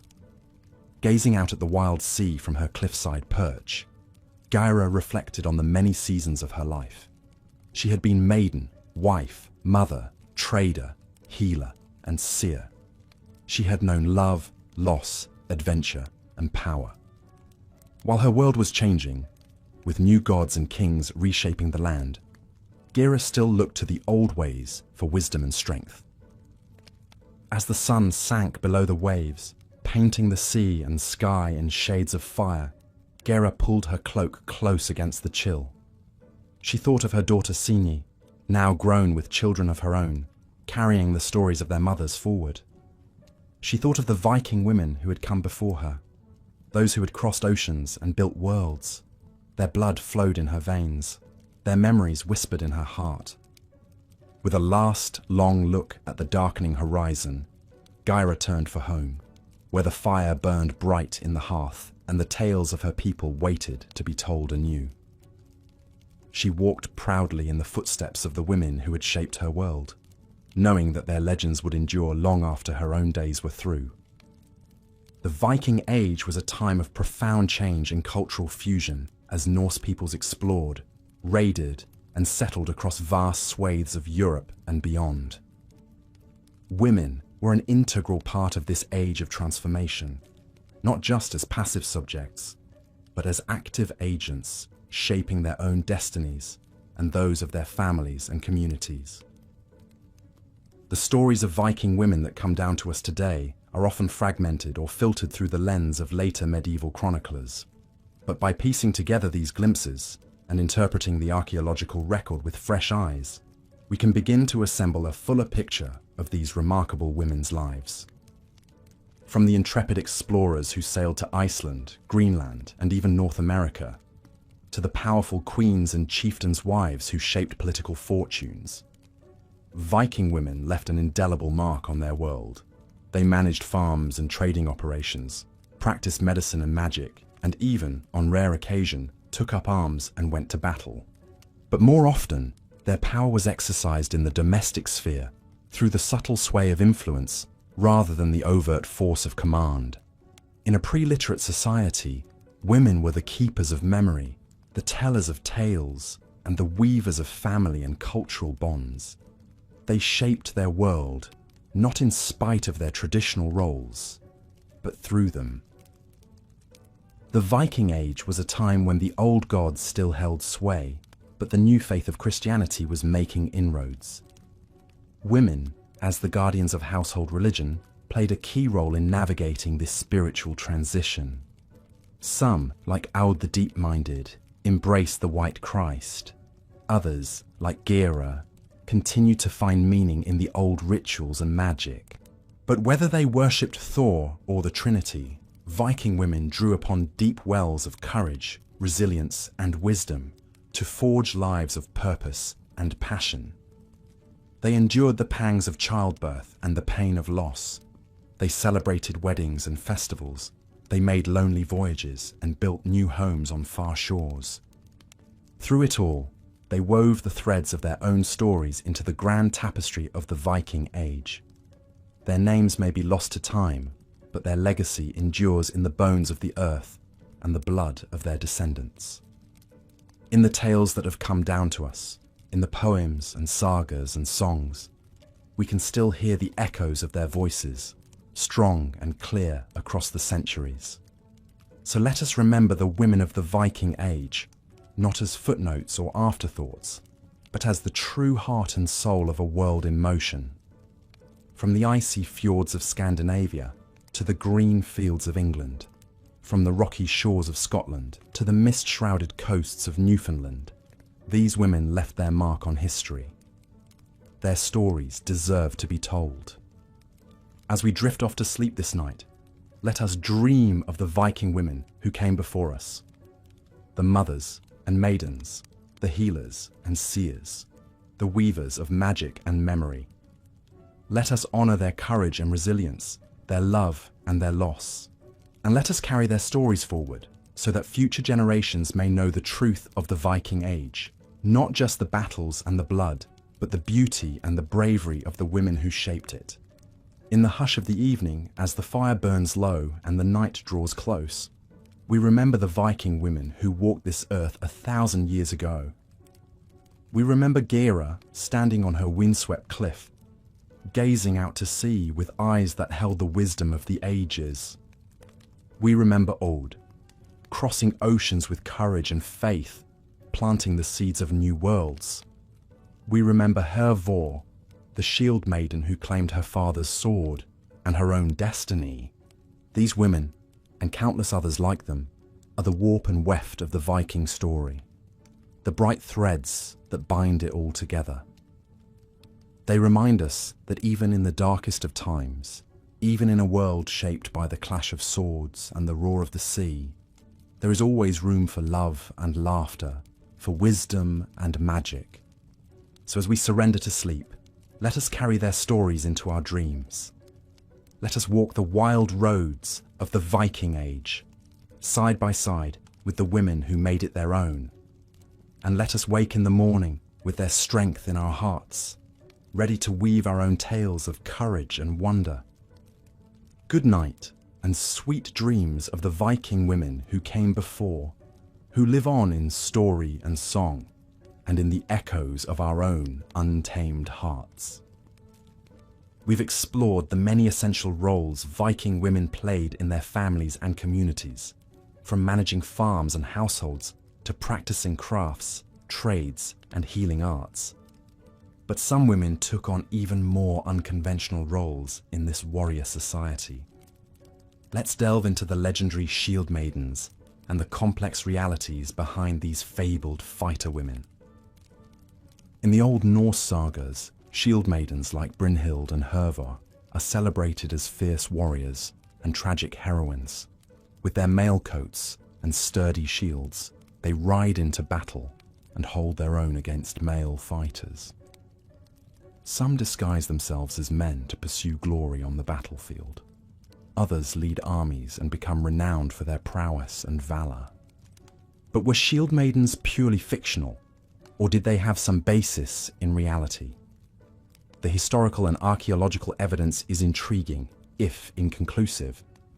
Several old law codes and chronicles do mention women fighting in times of crisis or as part of pagan military cults.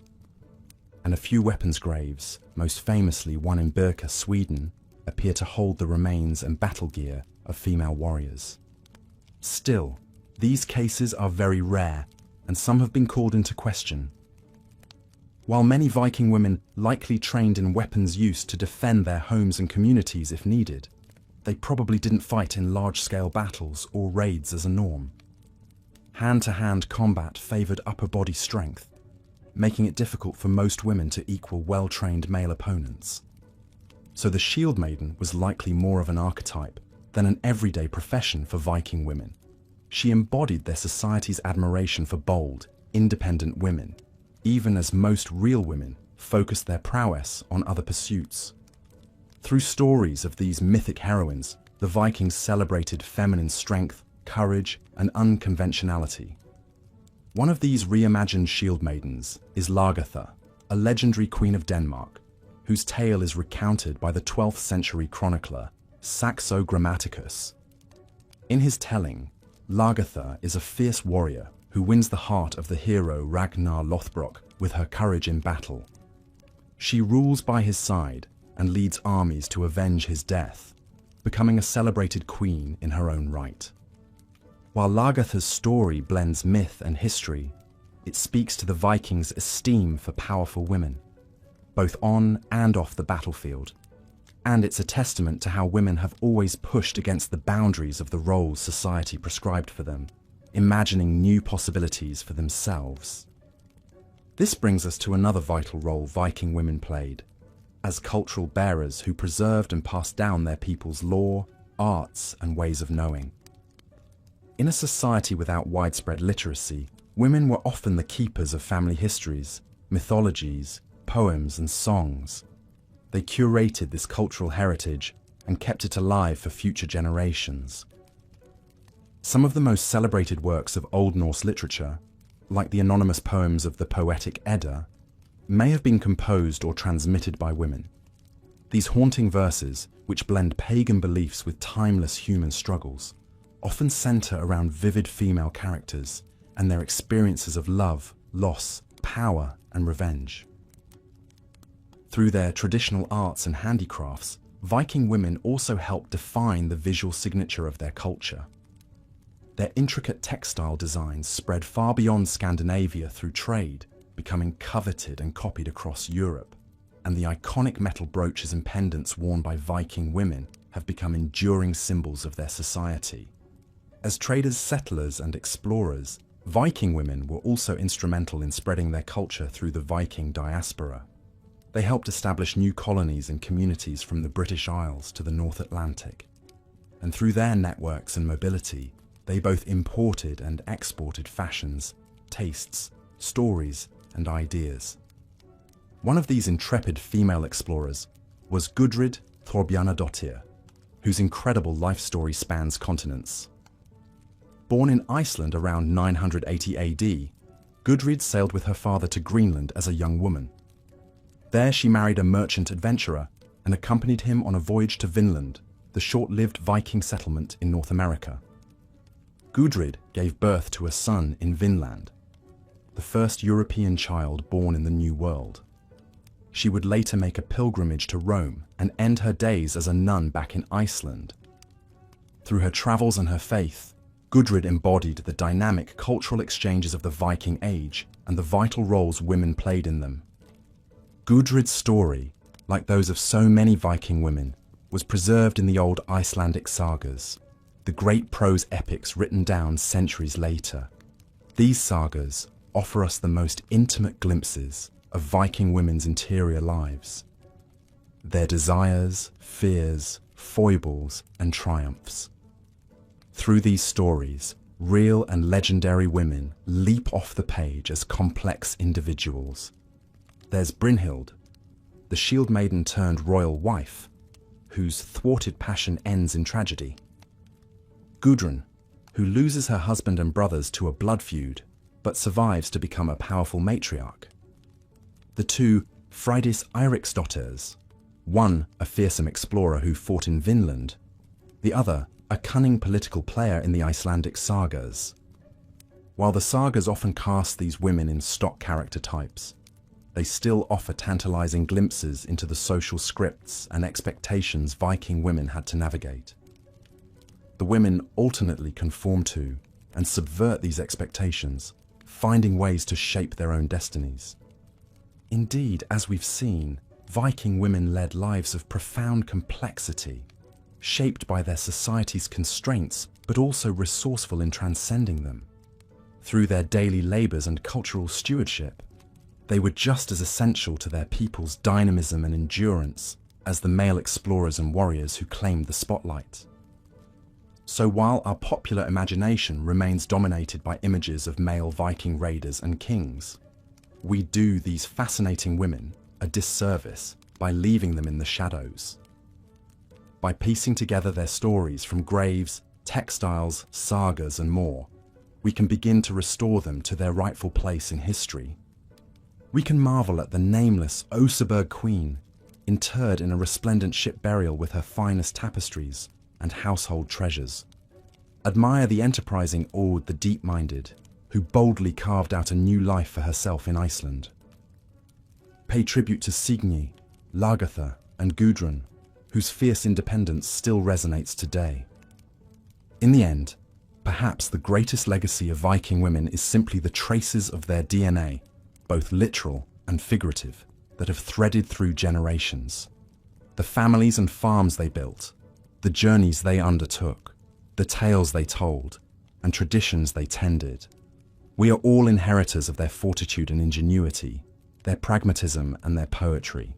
So the next time you imagine a Viking woman, see her in her glorious complexity, with her weaving sword flying to the loom, her strong hands stirring the cooking pot and steadying the plough, her voice rising in a lullaby or a lament, her eyes gazing over the prow of a ship towards distant shores. Honor her labor and her lore, her sorrows and her triumphs. And remember that her story, in all its fascinating fullness, is still being written through discovery, scholarship, and storytelling. 1,000 years after she lived, she still has so much to teach us about resilience, resourcefulness, and the timeless ways women have moved through this world.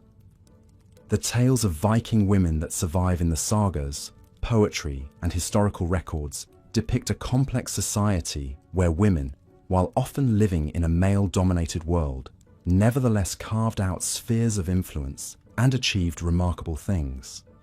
From bold explorers to wily politicians to feared sorceresses, their stories still resonate down the centuries. One such woman whose life has captured the imagination of generations is Freydis Eiríksdóttir.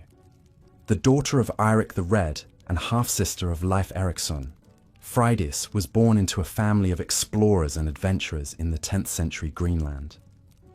While records of her life are fragmentary and blend fact and fiction, the picture that emerges is of a tough, opportunistic, and ruthless woman who let nothing stand in her way.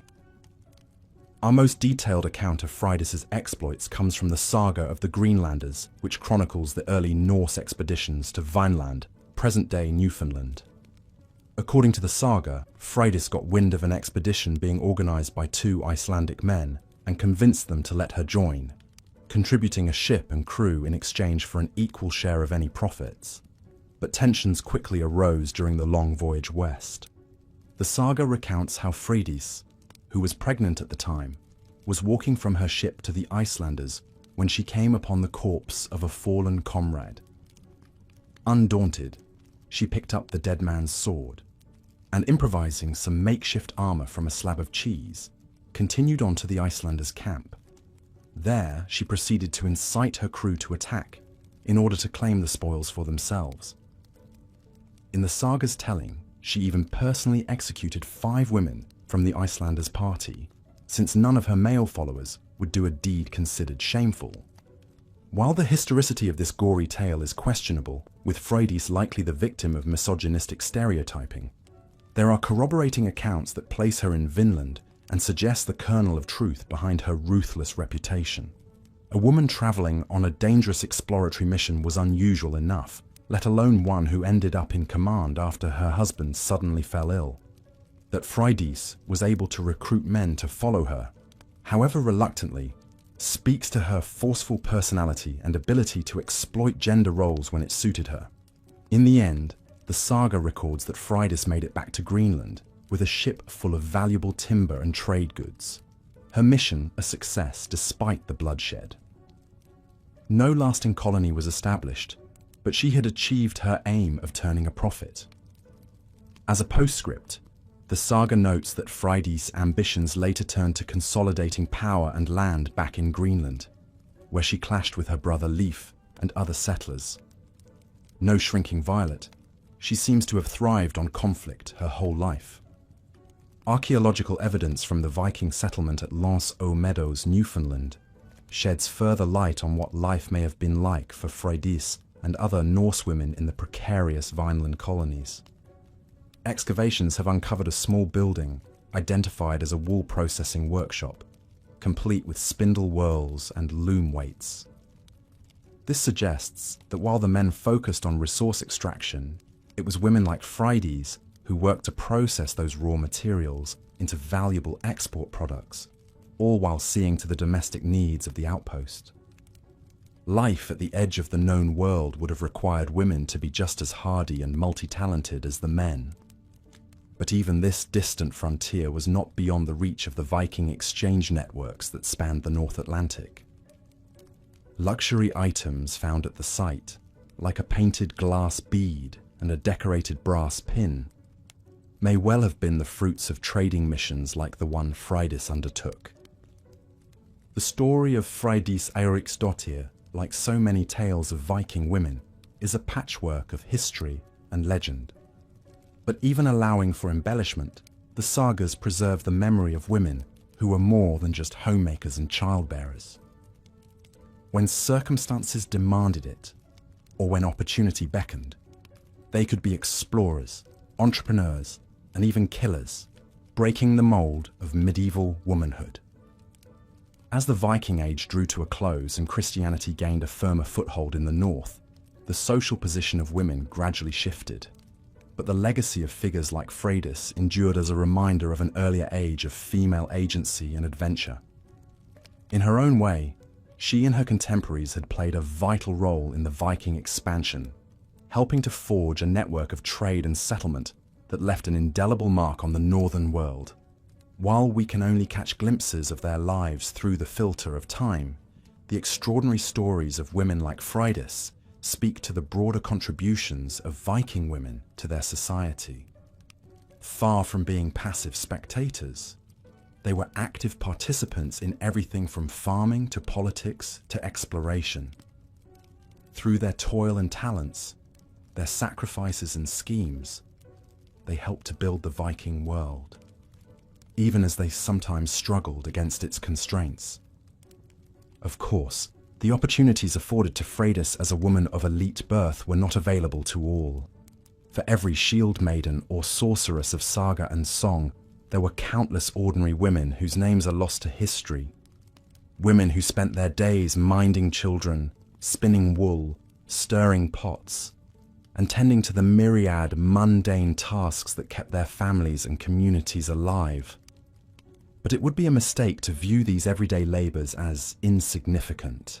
In the harsh and unpredictable world of the medieval North, where famine, disease and violence were always close at hand, women's work was quite literally a matter of life and death. A skilled woman who could transform raw ingredients into nourishing food, warm clothing and healing herbs was worth her weight in gold, whether she wielded a sword or not. Indeed, it was in the domestic sphere that most Viking women found their power and purpose. As keepers of the keys and managers of the household, they enjoyed considerable autonomy and commanded the respect of their menfolk. A wife who failed at her duties could be grounds for divorce, just as a husband who failed to provide for his family could be publicly shamed. The sagas and myths are full of wise women and cunning matriarchs who ran their estates with an iron fist, accumulating wealth and forging strategic alliances through marriage and motherhood. Women like Hildeglum, whose foresight and planning saved her family from a vengeful ghost, or Sigrid the Haughty, a wily widow who outsmarted a string of powerful suitors to become Queen of Sweden. These were not women content to remain in the background, but dynamic figures who shaped the fortunes of their families and left their mark on history. And even for women of humbler status, there were still ways to gain influence and agency within the boundaries of their prescribed roles. In a world where literacy was rare and books were precious, women were often the ones who memorized the poems, legends and lore that formed the backbone of Viking cultural identity. As storytellers and singers, they passed on ancestral knowledge and kept alive the oral traditions that bound their communities together. The Icelandic sagas in particular, with their strong female characters and domestic dramas, are thought to have been shaped by generations of women who spun tales around the fireside to entertain and educate their families through the long winter nights. In this way, even the most ordinary Viking woman could leave an extraordinary legacy, her words and her wisdom echoing down through the ages. And so, as we come to the end of our exploration of Viking womanhood, we are left with a sense of both the challenges and opportunities that shaped these remarkable women's lives.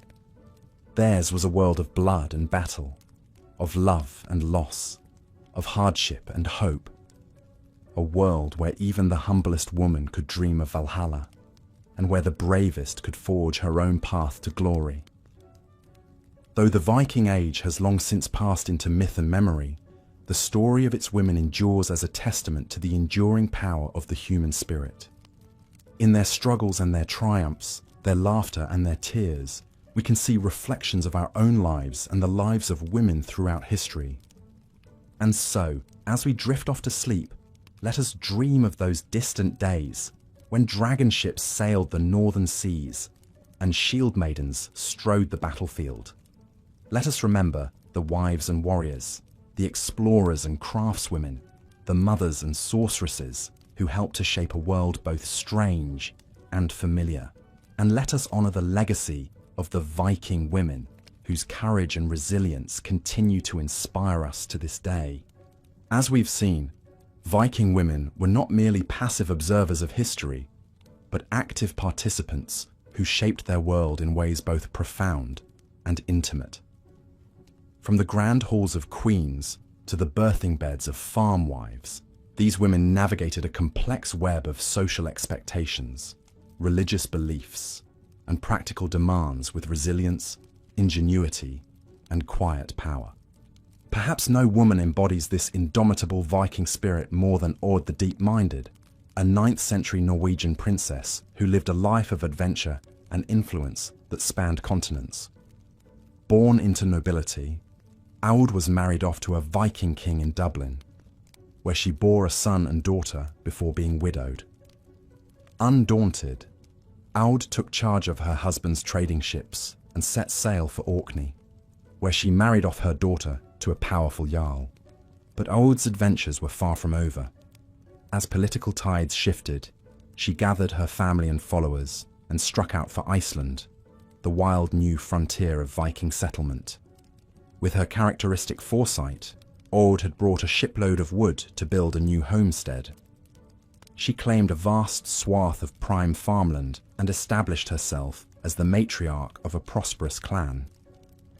In her later years, Aud even freed her many Scottish slaves, gifting them land to farm. By the time she died in her 80s, Aud had cemented her status as one of Iceland's legendary founding settlers. Aud's remarkable saga is more than just a ripping yarn. It's a testament to the grit, adaptability, and sheer force of will that Viking women brought to bear on their world. Aud was far from alone in her role as a female pioneer. As the Viking diaspora pushed westward, women were often at the forefront of settlement efforts. Take Gudrid Thorbjarnardóttir, the far-travelled wife of Leif Erikson's brother. Gudrid journeyed across Iceland, Greenland, and even Vinland, giving birth to the first European baby in North America along the way. Her story, preserved in the saga of the Greenlanders, speaks to the fortitude required of women on the harsh frontiers of the Viking world. But even for women who never left their home farms, the business of daily life demanded deep wells of strength and skill. Far from being cloistered away, Viking women were active in their communities as artisans, merchants, healers, and keepers of cultural wisdom. They tended livestock, oversaw household industries, and produced the textiles that were a mainstay of the Viking economy. Some women even managed their own farms and trading ventures, wielding economic power in their own right. Of course, this is not to say that Viking women's lives were free of constraint or oppression. They lived in a rigidly patriarchal society where their value was often tied to their fertility, and men's social standing ultimately trumped their own. The glorified shield maidens of popular culture, while rooted in some historical truth, were likely the exception rather than the rule. For most women, the battlefield of everyday life was challenge enough. And yet, within these constraints, Viking women found ways to carve out spheres of influence and assert their agency. They served as priestesses and oracles, harnessing the power of Norse religion. They composed poetry and passed down precious oral folklore. In the family sagas that preserve so much of Viking culture, women loom large as tragic heroines, wily tacticians, and larger-than-life personalities.